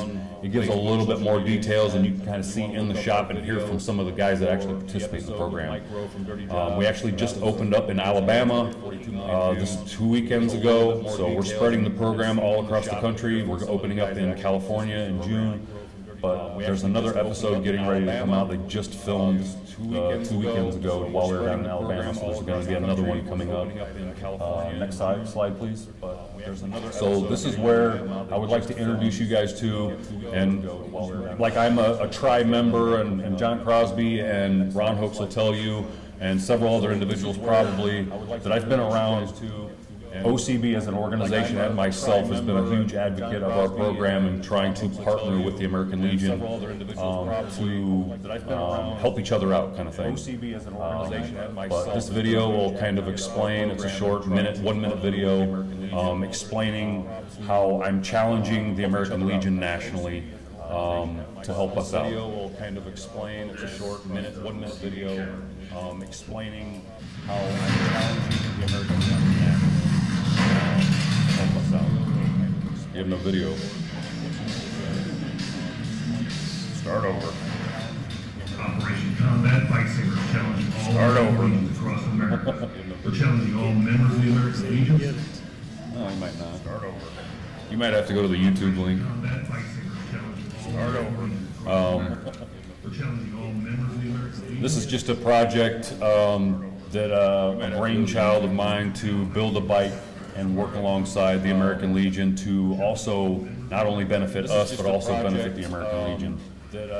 Brainchild of mine to build a bike, probably alongside the American Legion. I'm not good on numbers, but we've had a very good relationship with the American Legion as far as hosting our events.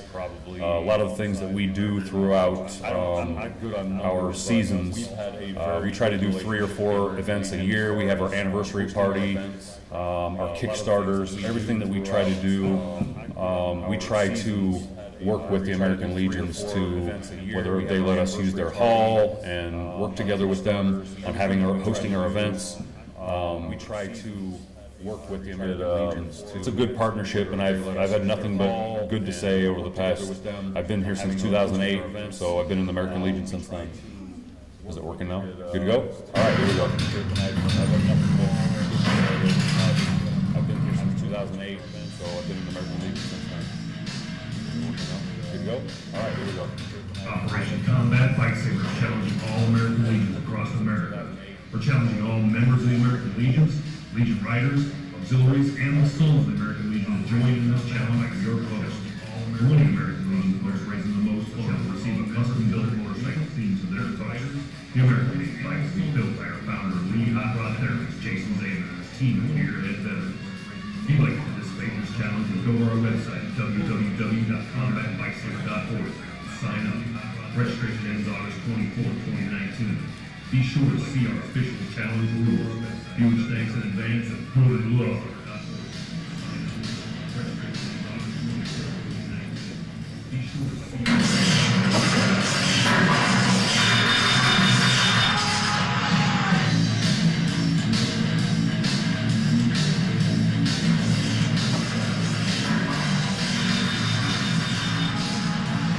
No veterans or animals were hurt during this filming. Apologize if it's a little dicey there, but I made this video myself. I didn't pay a production company or anything. So you'll have to forgive my choppiness or the loudness of my voice in there too. I don't have very good equipment for recording.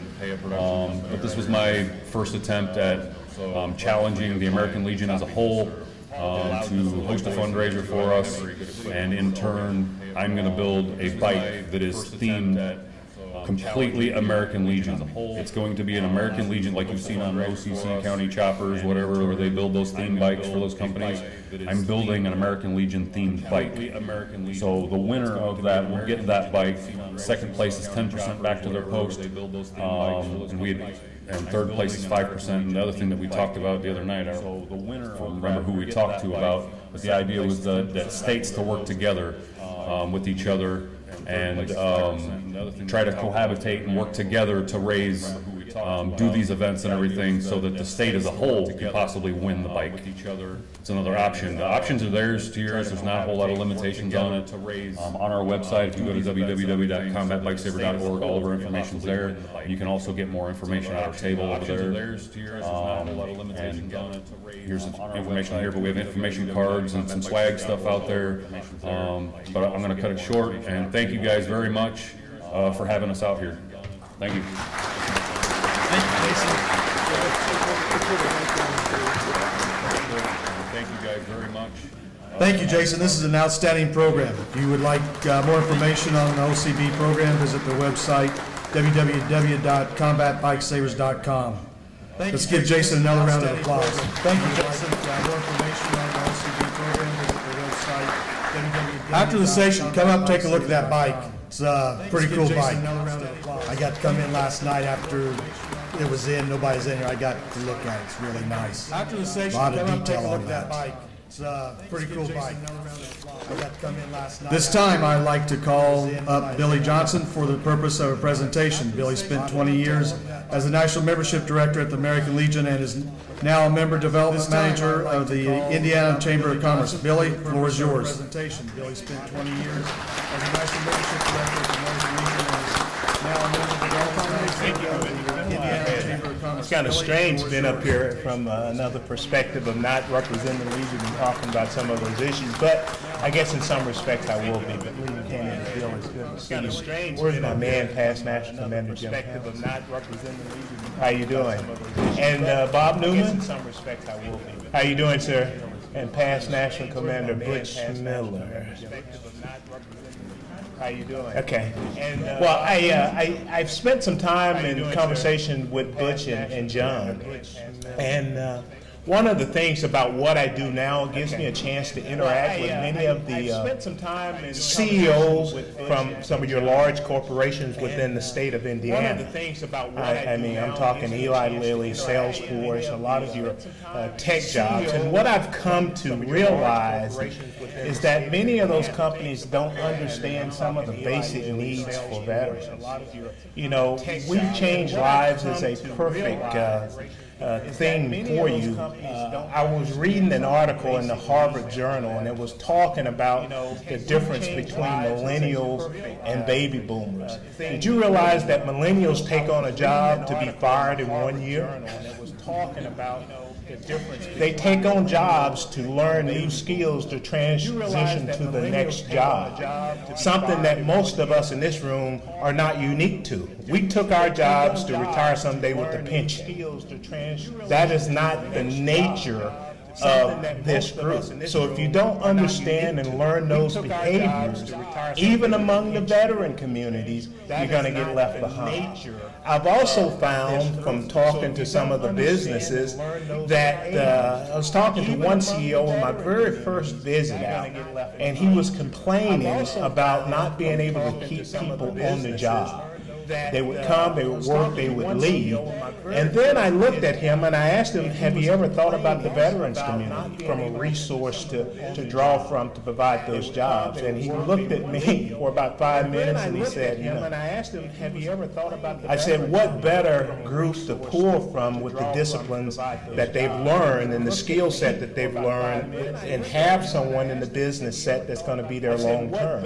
And that's what I talked to John about. From that meeting, we developed a veterans entrepreneur group, not another veterans group. I know better than that from being a membership director. We don't need another. But what we do need to be able to do is to advise these young entrepreneurial veterans, because that's what they're doing. They're starting their own businesses. You've got one of the top architectural firms down here in Indianapolis that belongs to a Army Ranger who was a sapper over in Afghanistan and Iraq. Top architectural firms. You have up north in Lake County a administrator of the largest hospital system who was part of the last MASH unit. That's a veteran. So these veterans are available to you, but you've got to find different methods in which to reach out to them. And that's what I talked to John about. I've invited him to the next Veterans Entrepreneur meeting, but I think it's time for the American Legion to start engaging in a different way. I can only speak for the state of Indiana, but I also believe that other states has the opportunity to engage with their chamber, their state level chamber, because there's no connection. Like the American Legion, you got national, you got state, you got districts, you got zones, you got posts, and they all connect. In the chamber world, they don't all connect. Just because you have a local chamber doesn't mean it even talks to the state chamber, and they all connect. The state chamber only deals with state laws, and 80% of those laws that affect the American Legion comes at the state level. So I told John I wanted to come, I wanted to be brief, but I wanted to also recognize from being the director that we need to find different angles and different ways to reach these groups, because they're not the norm anymore. They operate completely different from what we're used to. And I really appreciated John coming by, and I will do my best to make sure that John and the staff and other volunteers that wish to get engaged are aware of things and opportunities that come about within the state of Indiana. So thank you for your time, Commander. Thank you, John. I'll be I will not. So thank you for your time, Commander. Thank you, Mr. Johnson, for being here today. Let's give him a round of applause again. This time I'd like to welcome past National Commander Jim Couch to the stage for a purpose of presentation. This time I'd like to welcome past National Commander Jim Couch to the stage for a purpose of presentation. Thank you very much, Commander. I'll try to be as brief as I can, but most of you know that this is a very important year of the American Legion, the 100th anniversary of the American Legion. Thank you very much, Commander. I'll try. And what a better place to celebrate this is having the National Convention in Indianapolis, Indiana. We had a meeting last night. For you that couldn't make it, we're going to have another one. Be Thursday evening, July the 11th. As soon as I can get with our adjutant, we're going to try to make it in the afternoon when there's no other meetings, so we can have everybody there, because this is very important for us to do all this work. There's a lot of work. There's going to be a lot of pride in Indiana hosting this 100th anniversary of the American Legion National Convention. Some things I just want to bring you up to date on, and I'll be out at the table there where you see the Operation Couple Order stuff. The American Legion for sign up book if you want to sign to volunteer. But we're allowed 25 high school bands. That'll get paid $200 each. Come by and see a forum. We tried to get Purdue, we tried to get IU, but neither one of them wanted to do it, so we're okay. We'll have our high school bands. That's the people we want anyway. Come by and see a forum. We tried to get Purdue. The day that we stuff all the packets, and most of you know that's an important job for us, 30 to 40 workers, stuffing these packets on a Wednesday, Tuesday and Wednesday. When you park, just keep your receipt, and when the National Convention Committee staff will come by and give you a parking pass, so you don't have to pay to get out. When you park, just keep your receipt. Legion Family Night. It's going to be at the Indianapolis Indians Ballpark. It'll be on Saturday, August the 24th. So you'll see flyers coming out and see some. Be sure and get your tickets early, because that's usually a big sellout. The other thing we're working on is if the Colts have a preseason home game. If they do that, we're going to have another Legion Family Night at the stadium for a Colts game. The other thing we're working on is The other thing I'm needing is in 2012, I asked for all American Legion folks that want to have a vendor, be a vendor to sell food, hamburgers, hot dogs, whatever you wanted to do, come and set up for free, except that you had to get your food vendor permit from the health department in Marion County. This year I'm doing the same thing, but I have not one American Legion post saying they want to be a food vendor yet. I only have one vendor, and it is the King Arthur's out of Fort Wayne, Indiana. Not one American Legion post. The other thing I want to talk about the parade. This will be the first year and probably the only year that you'll ever have floats in the parade.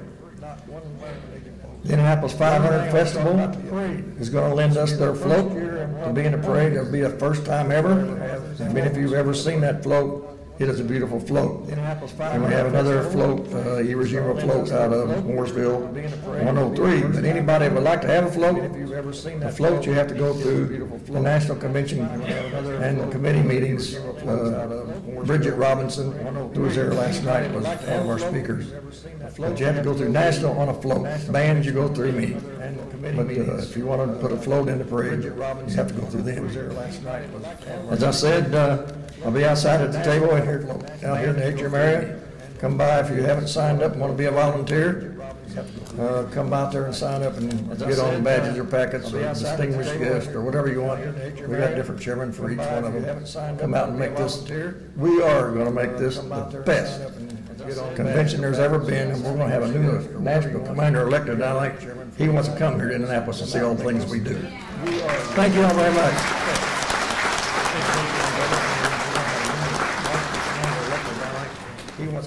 Thank you, Commander. In the spirit of supporting our youth, we have several bright Hoosier students with us today, and I am pleased to call on our Children and Youth Commission Chairman, Mark Gilliam, for a presentation. Mark. Our youth.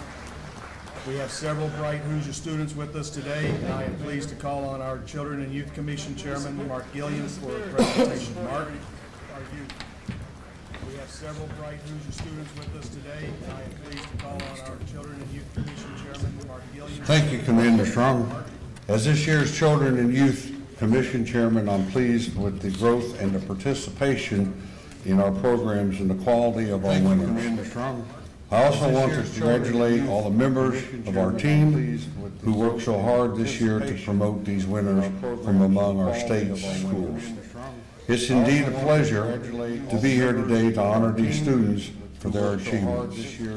At this time, I would like to call on the Americanism and Government Committee Vice Chairman, Pete Brandon, to join the commander on the lower stage to present the Americanism and Government Test Awards and to participate for this year's A&G test program. Each of our winners will receive a scholarship and a plaque of appreciation from the department. These young men and women have distinguished themselves by finishing at the top of their grade on this year's test. As I call their name, I would like our young guests to join Commander Strong and the Vice Chairman on the lower stage to receive their scholarship and plaques and have their photo taken. Being recognized this morning in our junior testing class, which are the 7th and 8th grade, who will receive a $500 scholarship, are 7th grader Lily Borskinsey, sponsored by Munster Post 16 in the 1st District.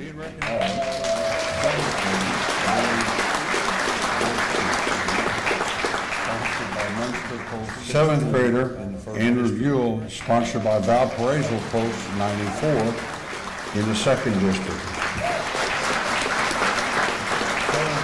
8th grader Martin Abram, sponsored by Avon Post 145 in the 6th District. 8th grader Jonathan Williams, sponsored by Valparaiso Post 94 in the 2nd District. 8th grader Jonathan Williams, sponsored by Valparaiso Post 94 in the 2nd District.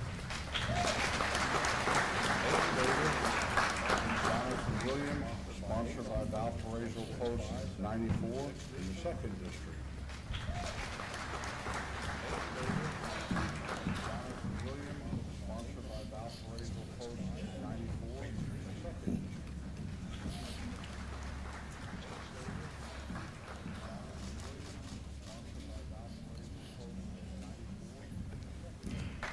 Thank you.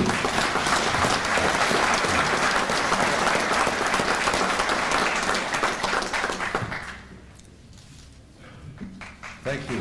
Thank you. Be recognized this morning in our senior testing class, which are grades 10th through the 12th. They will receive a $1,000 scholarship. The 10th grader is Brian Nicole, sponsored by Mitchell Post 250 in the 9th District. They will receive a $1,000 scholarship. 10th grader is Brian Lugaball, sponsored by the Griffin Post 66. In the 1st District, 11th grader is Emmett Ott, sponsored by Avon Post 145 in the 6th District.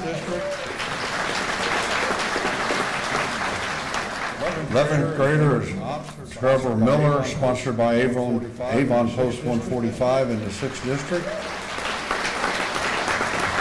And the 12th grader is Jessica Daniel, sponsored by LaPorte Post 83 in the 3rd District.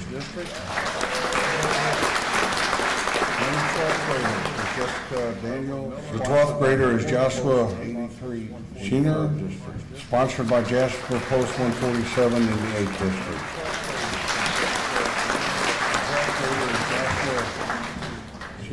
That's 10 of our finest students here in Indiana. So please give this year's award scholarship recipients a warm round of applause. That's 10 of our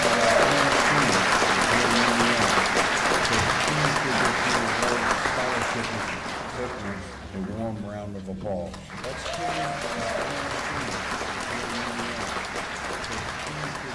Please be seated. Thank you, Vice Chairman Brandon, for your help in this. I would now like to call on our Flag Education and Equity Committee Chairman Thomas Fredericks to join the commander on the lower stage. I would now like to call on our Flag Education and Equity Committee Chairman Thomas Fredericks. The next two students are the 4th grade Flag Essay Contest winners. Every year from across the state, students get a better understanding of our nation's flags thanks to our wonderful volunteer who visits schools and work with the teachers and administrators to promote this program. As I call your name, please join the commander on the lower stage to receive your award and recite your flag essay. Each of these students will receive a $1,000 scholarship award and will read their essay right here on the stage. The first student I will introduce is William Armstrong, sponsored by Vanderburg Post 288 out of the 6th District. Right here on the stage. The first student I will introduce is William Armstrong, sponsored by Vanderburg Post 288 out of the 6th District. Right here on the stage.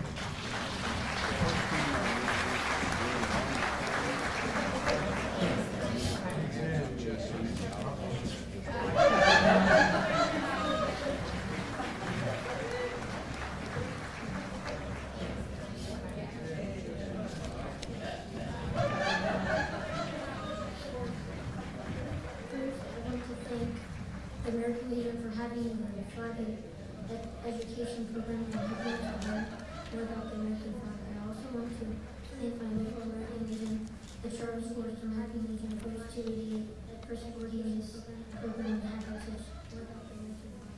Such a wonderful Veterans Day program. I am honored to have been chosen as a winner of the essay contest.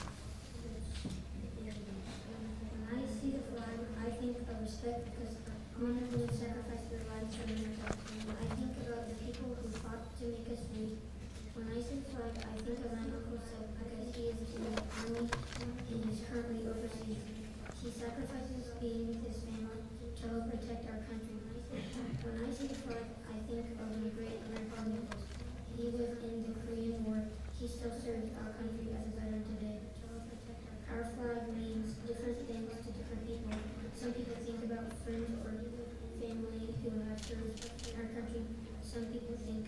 what freedoms they have in our country.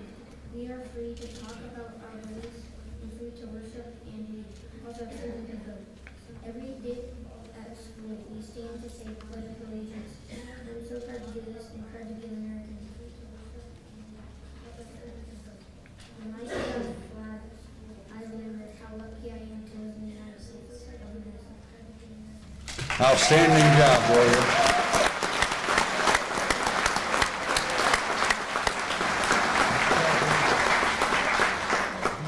Outstanding job, William. The next student I will introduce is Miranda Rickman, sponsored Post 124 of the 8th District. The next student I will introduce is Miranda Rickman, sponsored Post 124 of the 8th District. The next student I will introduce is Miranda Rickman, sponsored Post 124 of the 8th District.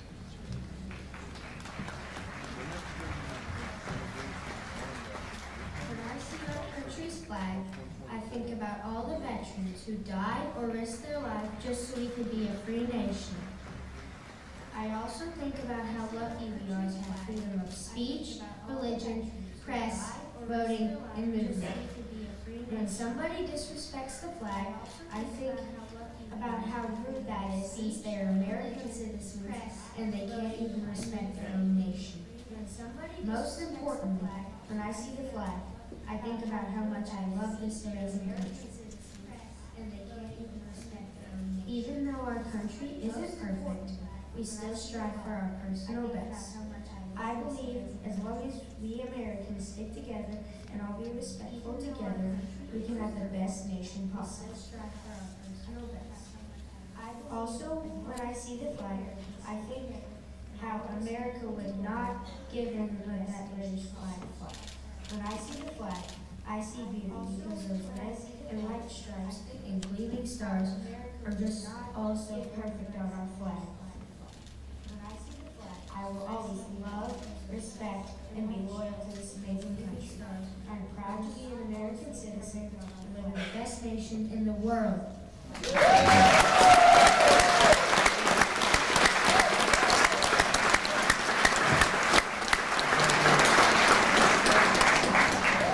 Congratulations, William and Miranda, on your great essays, and thank you, Chairman Frederick, for all of your hard work on this committee. Our oratorical competition took place at the national headquarters earlier last month. We will take a moment to recognize them for their achievements, and I would now like to call on our oratorical committee vice chairman, James Hewitt, to join the command on the lower stage. We will start our zone with our zone winners. Zone winner 1 and department runner-up chairman is Tim Carhan of West Lafayette High School, sponsored by West Lafayette Post 38, earning $1,800 in scholarships. Our second district commander, would a second district commander or representative therefore join the command on the lower stage for a photo opportunity? Our second district commander, would a second district commander or representative therefore join the command on the lower stage for a photo opportunity? Second district commander, would a second district commander or representative therefore join the command on the lower stage for a photo opportunity? Second district commander, would a second district commander or representative therefore join the command on the lower stage for a photo opportunity?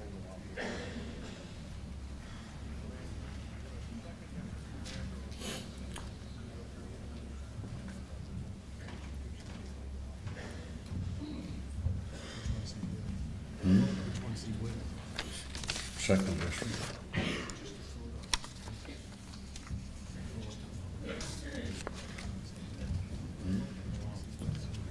With him, second district.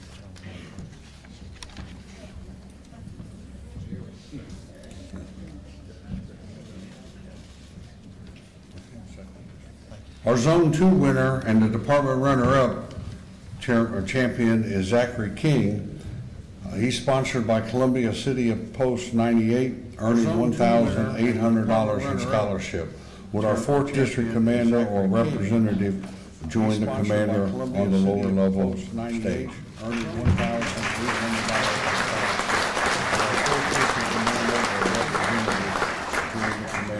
On the lower levels stage.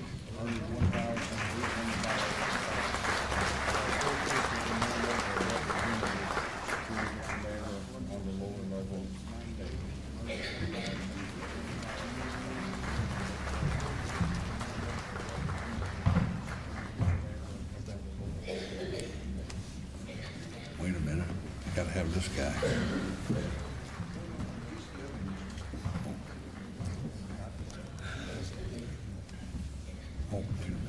Our Zone 4 winner and department runner-up champion is Aaron Kramer of Jeffersonville High School, sponsored by Jeffersonville Post 35, earning $1,800 in scholarship. Would the 8th District Commander or representative thereof join the commander on the stage for a photo op?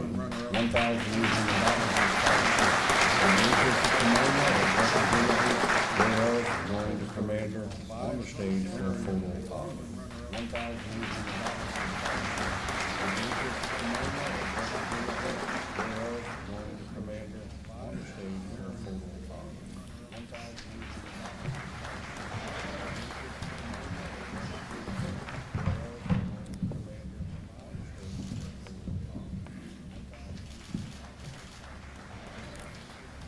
And finally, our department first place winner is Isaac Brock of Eagle Creek Academy.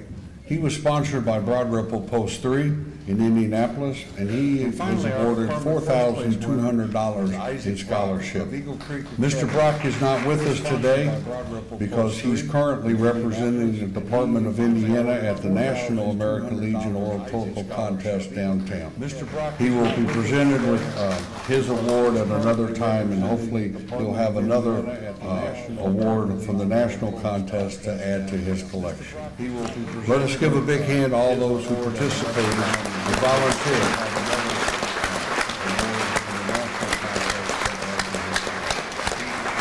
Thank you.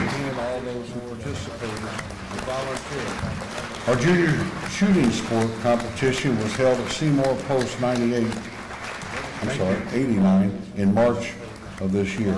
I'd like to call on our junior shooting sport chairwoman, Ida Mae Jewell, to the lower platform to be with the commander of this year.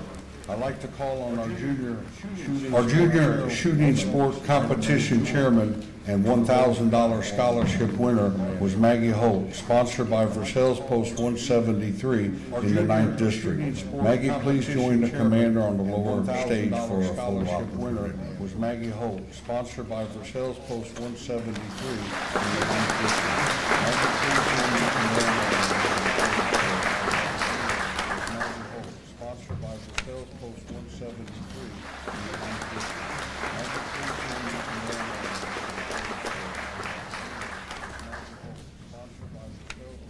Maggie, if you would like to say a few words at this time, the microphone's yours.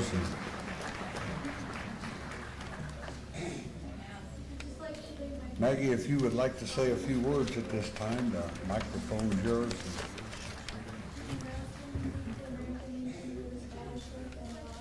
Maggie, if you would like to say a few words. Thank you. I'm honored to have had the privilege to help promote these young men and women we honored this morning. They are truly dedicated to gaining the knowledge of the principles of our nation and our government and making our community a better place to live.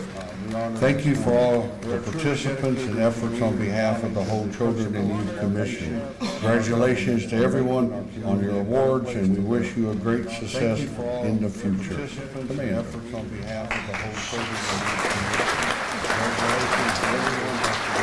Hey, good job. Thank you, Mark. Please let all the members of the Children and Youth Commission who couldn't be here today know how much we appreciate their work. And to each of the recipients today, congratulations, well done. Let's give them another round of applause. Good job. Couldn't be here today, know how much we appreciate their work. And to each of the At this time, I'd like to call on one of the hardest working Legionnaires in our department, Membership Chairman Ron Hoax, to the lectern to deliver his membership report. Ron?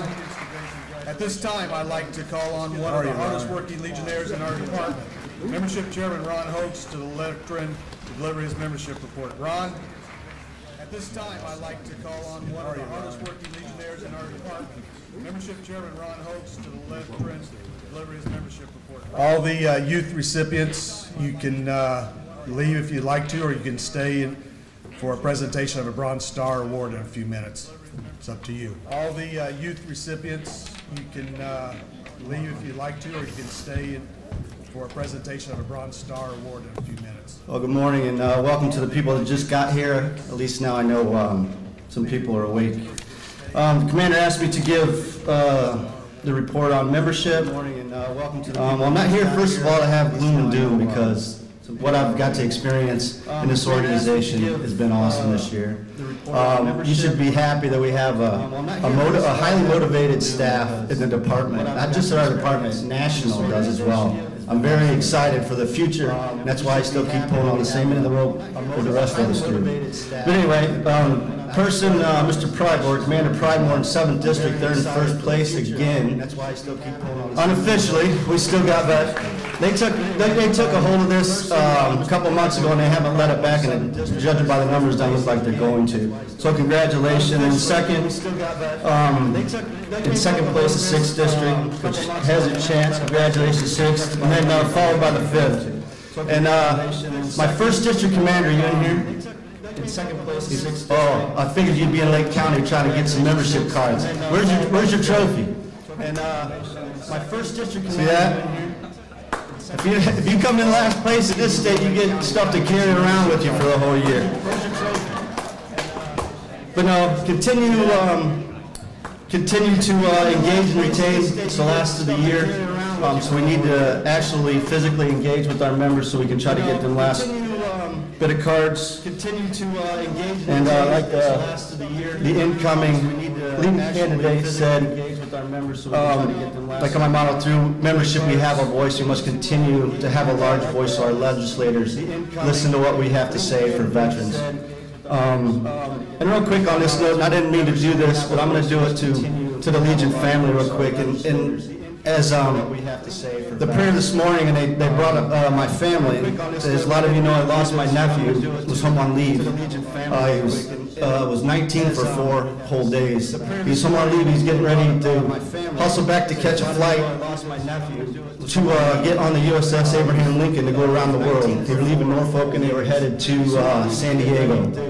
And so yeah, it's been a tough couple weeks. And I mean, even Commander Reinstead reached out to me with a text to send his condolences. I'll tell you, with the people in this room and the people that are still out there, all the people that in the love of this organization and this family, I really appreciate it. On the bottom of my heart, so does my whole family. The cards, the calls, the people that showed, all that. And I'll just leave on the last. They say, if you show me your friends, I'll show you your future. And I'm glad to call a lot of you guys my friends in this room. Thank you very much.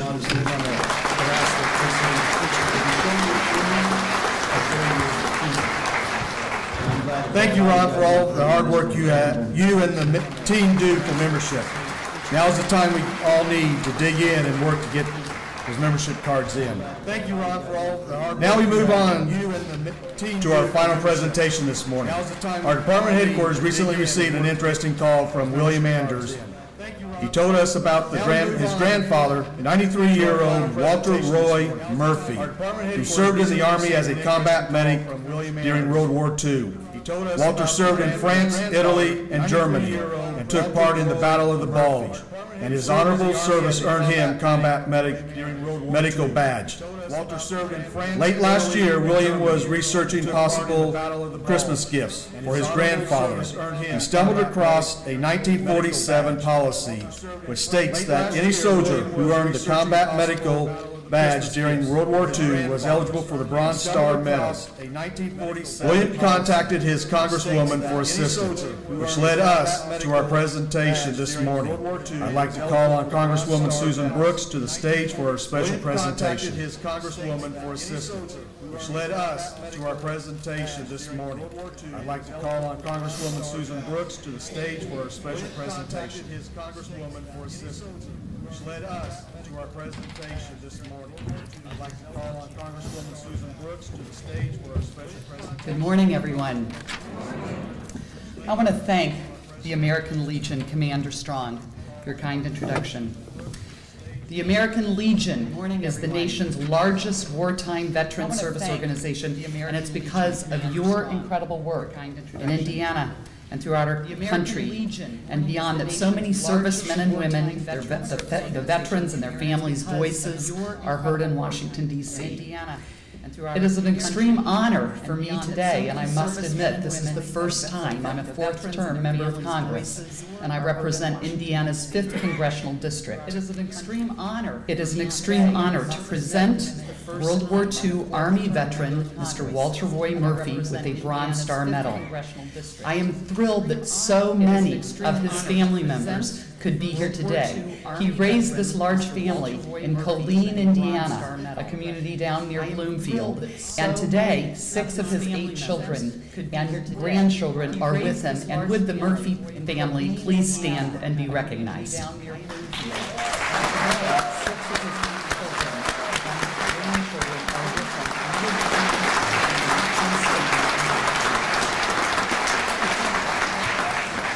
The Bronze Star Medal, as you've heard, is awarded to any person who, while serving in any capacity, entered with the United States military after December 6, 1941, distinguishes themselves by heroic or meritorious achievement or service while engaged in an action against an enemy of the United States, while engaged in military operations involving conflict with an opposing foreign force, or while serving with friendly foreign forces engaged in armed conflict against an opposing armed force. During World War II, Mr. Walter Roy Murphy served in France, Italy, and Germany as a combat medic.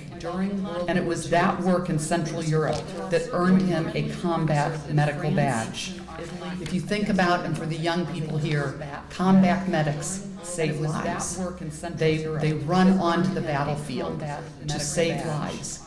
Many they can save and some they cannot save. But because of their heroism, families exist in this country today because of the lives that Mr. Murphy saved. His heroic work went unrecognized until 1947, when that special provision was established recognizing that any soldier who had been cited for exemplary conduct in ground combat was eligible to receive this special award. Those who had earned the combat medical badge, whose criteria required exemplary conduct, were then retroactively awarded the Bronze Star. And I have to tell you, thanks to the heart-filled work of a 3rd grade teacher from Fishers, Indiana, my constituent, Bill Anders, who is also in attendance. His grandfather, so think about this, kids, his grandfather is now receiving a Bronze Star that he earned more than 70 years ago for his service. I'm humbled to be a part of this incredible ceremony in bringing this bronze medal to its rightful home. And so I would like to also thank, because this would not be made possible, but for the work of my incredible constituent services staffer, Autumn Meeker, who's with us today. She works out of my office in Anderson. She was instrumental in ensuring Mr. Murphy was recognized for his patriotic heroism. She's passionate about serving and helping veterans and their families as they navigate the Veterans Administration and more. And so if anyone needs assistance, all congressional offices have people who work like Autumn does. But she went above and beyond because she just got contacted in December of 18 for this, and we got this done in very short order. But if you could please help me in bringing Mr. Murphy to the stage, where I am going to pin his bronze medal star to him. And if Autumn, if you and his family could please assist him. So if Mr. Murphy could please come to the podium and to the stage to him. And if Autumn, if you and his family could please. Thank you, sir.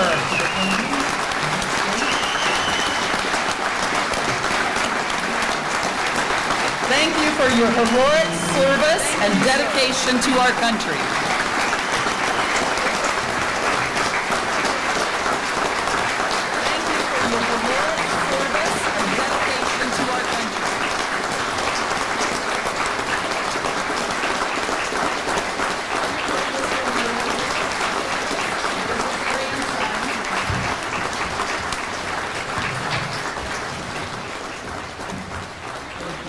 Coming with Mr. Murphy, his grandson, Bill Andrews, who is here, the grandson who realized and made this happen. His son, Mark Murphy, who served for the Indiana National Guard in the 80s. And grandson, Chris Bell, who I didn't have the opportunity to meet before this all began. But it is my honor, high honor, as a member of Congress, and I must say it's the first time, and this is an incredibly beautiful medal, and his name is engraved on the back of this Bronze Star. And so it is my high honor to present to Mr. Walter Murphy the Bronze Star.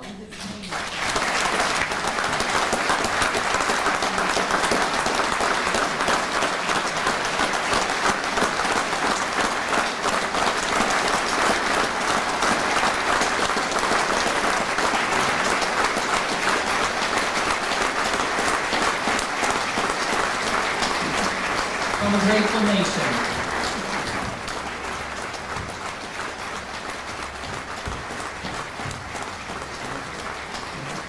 From a grateful nation. All please rise. And salute. 1, 2. All please rise.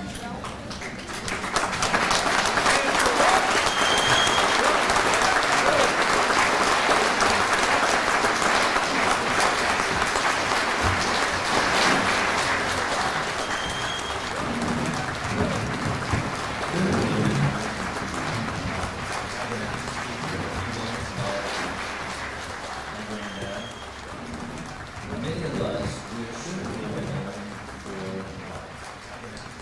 that blessing has been enjoyed by Walter Murphy. Many of us, Granddad, as I call him, married, raised 8 children, and worked at various jobs before retiring from Crane Naval Service Workers. As I call him, times have not always been easy, but skills he learned in the military have helped him to solve or deal with problems that have come his way. Times have not. This is still the case today, even at the age of 93. Granddad was inducted into the Army in March of 1944 and trained as a combat medic.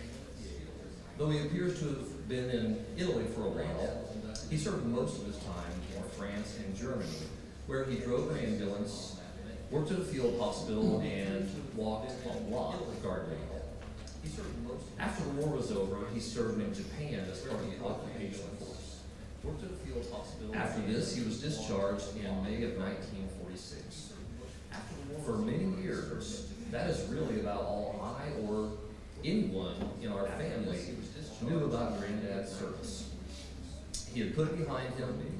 He did not want to relive it, and also did not want to scare any of us with the unpleasant details. I learned a little more from interviews I conducted with Granddad. During one such interview, he finally opened up and told me some stories and tidbits about his time during the war. Here is one example, in his own words, about an experience he had retrieving wounded men from a battlefield during a particularly tense time. Quote, "There was a lot of grenades coming in when we was on shore, and they was coming in from off the ships. They'd shoot them off the ships. They was coming off of them. We had to watch ourselves, guard duty, pick up the men and grab them, and take them in and put them up over the hill. They'd shoot them off in quotes. No doubt there were some exciting and stressful times during the war, but there were other times I learned about too. There were serious times, like when Granddad guarded German prisoners of war. There were happy times, such as when he and some buddies had passes and went to dance in a nearby town. There were sad times, like when Some of his friends were killed during the Battle of the Bulge. There were competitive times, exemplified by his stint as a boxer for his company. And there were emotional times, such as when Granddad gave some of his food to starving people in Japan who had to search through the trash for things. And there were emotional times. These kinds of incidents have contributed to the man that Granddad is today. As was mentioned, as I was conducting some additional research in late 2018, I stumbled across a policy that was implemented in 1947 that authorized the retroactive award of the Bronze Star Medal to all soldiers who had received the Combat Infantryman Badge or the Combat Medical Badge during World War II. This intrigued me, as several photos of Granddad during the war show him wearing the Combat Medical Badge on his chest. So, in an attempt to have Granddad recognized, also as was mentioned, I contacted Congresswoman Susan Brooks. I provided some documents and pictures of Granddad wearing the Combat Medical Badge. Congresswoman Brooks and her associate, Alan Meeker, worked hard to cut the governmental red tape and prove to those in all departments that Granddad should, in fact, be awarded the Bronze Star Medal. However, Congresswoman Brooks and Ms. Meeker were so successful that not only was Granddad awarded the Bronze Star, but all of his other awards were reissued. This is important because after nearly 73 years, they have all been lost. These awards include the Marksman Badge and Rifle Bar, the Combat Medical Badge, World War II Victory Medal, European, African, Middle Eastern Campaign Medal with bronze campaign star attached, the Asiatic Pacific Campaign Medal, and the American Campaign Medal. And we're going to put the Bronze Star campaign star attached. So my cousin Chris Bell, who is a veteran who was also deployed to the Middle East, and I would like to present these now to Grandpa. So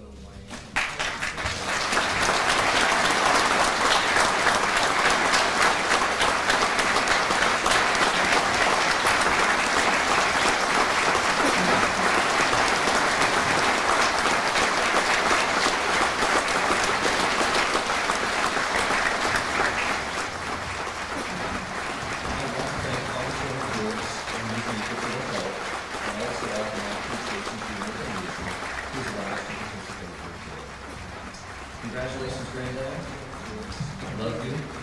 Thank you for your service. And it is now my pleasure to introduce my uncle, Mark Murphy, Granddad's youngest son, and a military veteran himself, who has some remarks in his presentation. And it is now my pleasure to introduce my uncle, Mark.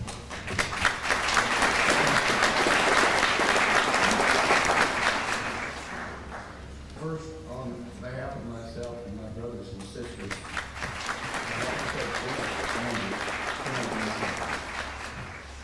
we know we spent a lot of time on the phone doing research, and for all of that, we appreciate it.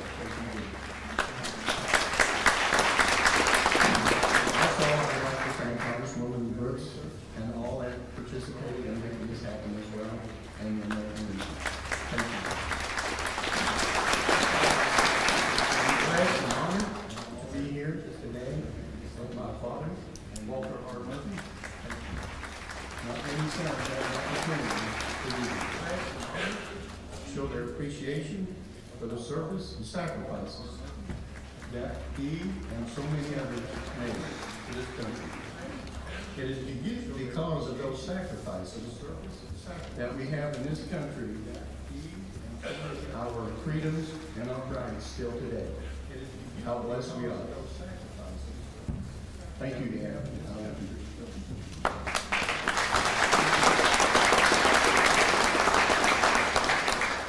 So today, it gives me great pleasure and an honor to present to you Walter R. Murphy on behalf of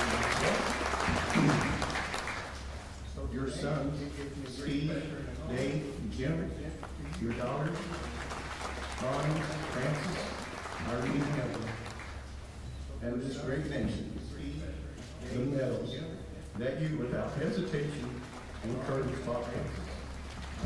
Thank you.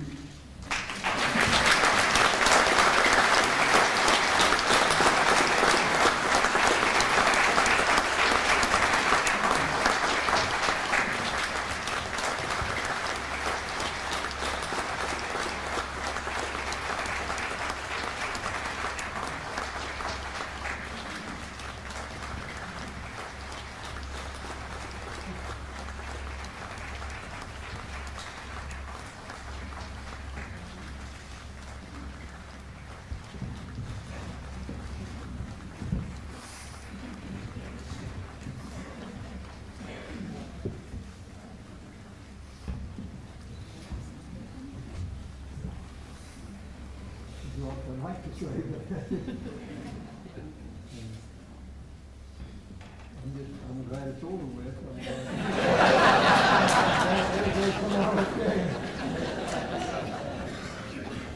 But it was a hard time. It all come out. And I got a good family. Daughters and sons, and who helped me through all this stuff, you know.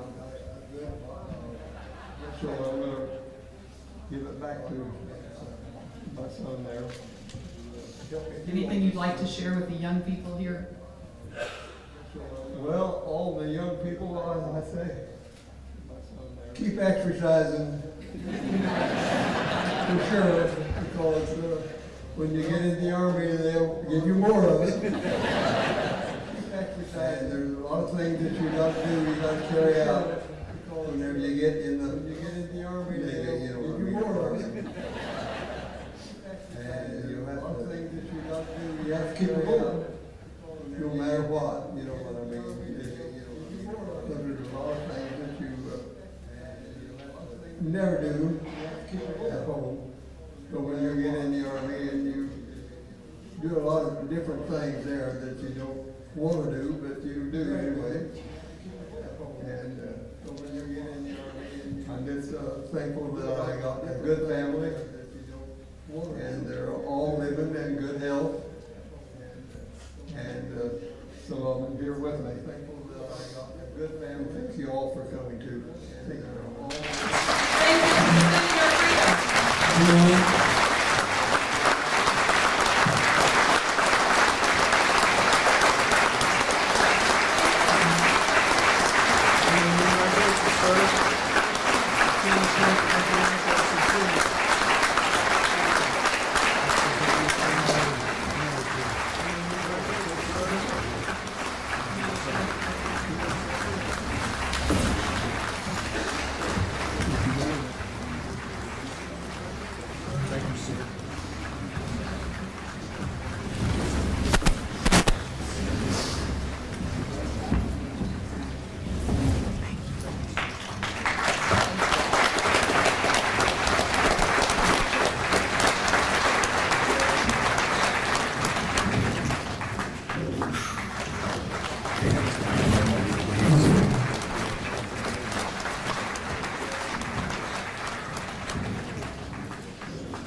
Thank you, sir, for your service to our country, and thank you, the Honorable Congresswoman Brooks, for being here today and making this presentation possible. I speak for everyone in this room when I say that we are extremely honored to assist in honoring one of our country's heroes. Thank you. At this point, we will begin to wrap up proceedings here. Adjutant Crosby, do you have any final announcements? At this point, we will begin to wrap up proceedings here. Adjutant Crosby, do you have any no announcements. I know we're running a little bit long here. If you have 10:30 meetings, you're of course excused. We'll go ahead and if anybody has presentations for the commander, come forward at this time and please announce where you're from, what it's for, how much it is, so we can get an accurate record. Of course excused. We'll go ahead and if anybody has presentations for the commander, come forward at this time and please announce where you're from, what it's for, how much it is, so we can get an accurate record. Of course excused. We'll go ahead and if anybody has presentations for the commander, come forward at this time and please announce where you're from, what it's for, how much it is, so we can get an accurate record.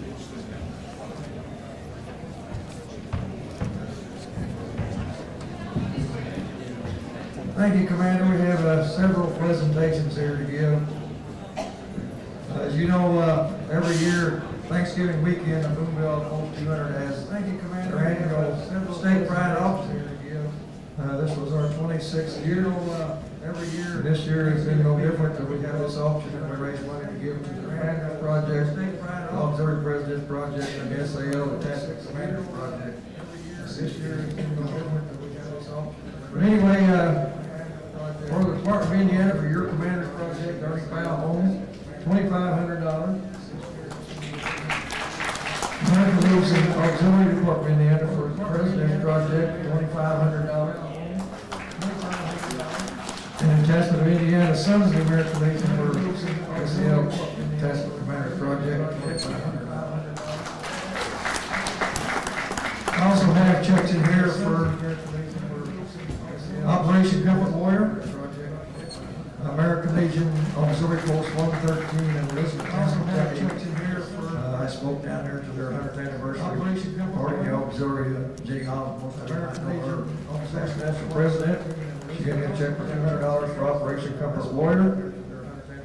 Hammerfeld Auxiliary Post 351, Unit 351, $150. Hammerfeld Post 351, the tractor ride that they had, the annual tractor ride, $3,000. Hammerfeld Squadron 351, $500. SAL Squadron 276 from Beach Grove, $50. Jerry and Linda Jordan, $100. And you'll hear more about what happened at Post 64 in a minute. Mississippi Raglets, or Mississippi Raglets and River Dogs played at that day for free. Their tips were $508 and they go to that Operation Comfort Warrior. So a total of just these is $4,508. Operation Comfort Warrior. A total of just these. Come on out. $4,508. First district, Chairman Indiana Marathon, have a couple of checks for you. One from Post 80 in Whiting for $700 for Indiana Marathon, and from Marriot for $3,800.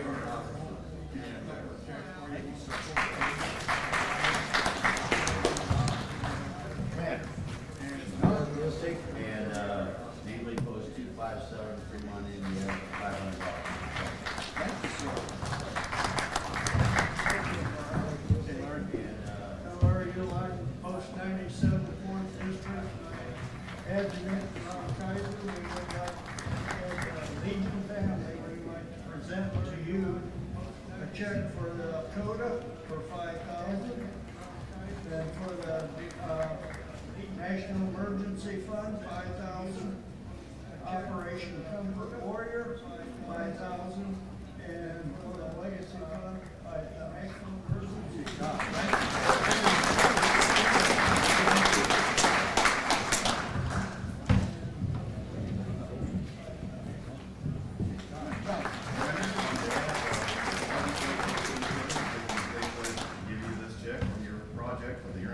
Restoration for $250, and also a check for $500 for the children's organ transplant.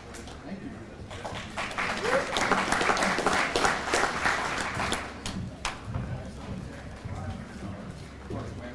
Rocky Bay, Post 463, 850.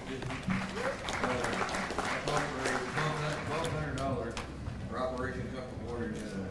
My son's broke there and spot shoot, so it's $200.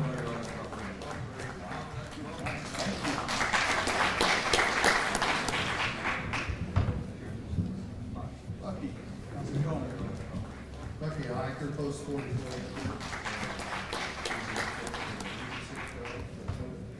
Thank you. Again, how's it going? I have a, put up a poster. Again, how's it going? We collected $180.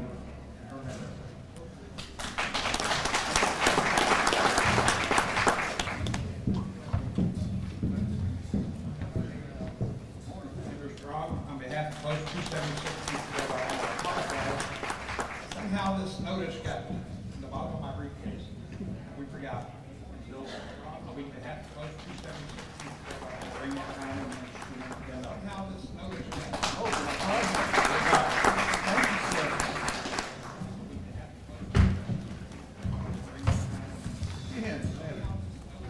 We have the 7th District on check for the highways for $500, and I also have a check for $300 for your project this year.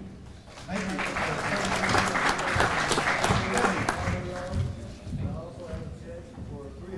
On behalf of O&M Post 5 in Mount Vernon, Indiana, and 8th District, I have a check for $111 for quota.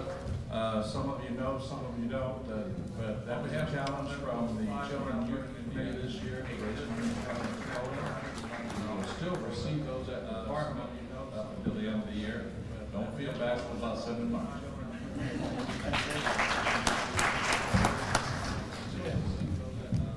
Mayor, on behalf of Seymour Post 89, I have a check for $300 for your project.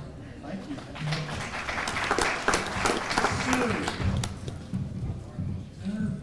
On behalf of Post 42, I have $100 for quota.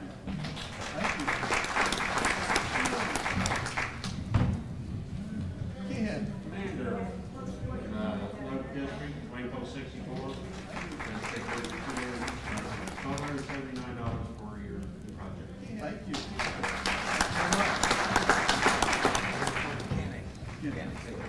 Annie. Mayor. As you know, our post likes Operation Campbell. Here's a check from our Legion Riders, 64 for $1,000 for Operation Campbell. Check from our auxiliary unit, $1,000 for Operation Campbell Warrior. Have a check for $2,500 from our Squadron 64 for Operation Campbell Warrior. And we got a check in here for from the post, which will bring that total to $47,102.16. Operation Campbell Warrior. We do this every year. We're going to do it again next year. It's March 28th. Thank you. Is that everything? That brings us to a total for $103,462.06. That brings us to a total for $103,462.06. Is there any unfinished business anyone would like to bring before this session? Well then, I want to thank each of you for attending this joint spring conference. I'm looking forward to seeing you all at my spring party tonight in Liberty Hall. The party begins at 8 p.m. and the theme is 80s, 90s, and 2000. We'll see you there. Now please stand as I call on Northern Vice Commanders Don Cole and Ken Heckathorn to retrieve and fold the POWMIA flag. Vice Commanders. Now please stand as I call on Northern Vice Commanders Don Cole and Ken Heckathorn to retrieve and fold the POWMIA flag. Vice Commanders. Now please stand as I call on Northern Vice Commanders Don Cole and Ken Heckathorn to retrieve and fold the POWMIA flag. Vice Commanders. Now please stand as I call on Northern Vice Commanders Don Cole and Ken Heckathorn to retrieve and fold the POWMIA flag. Vice Commanders.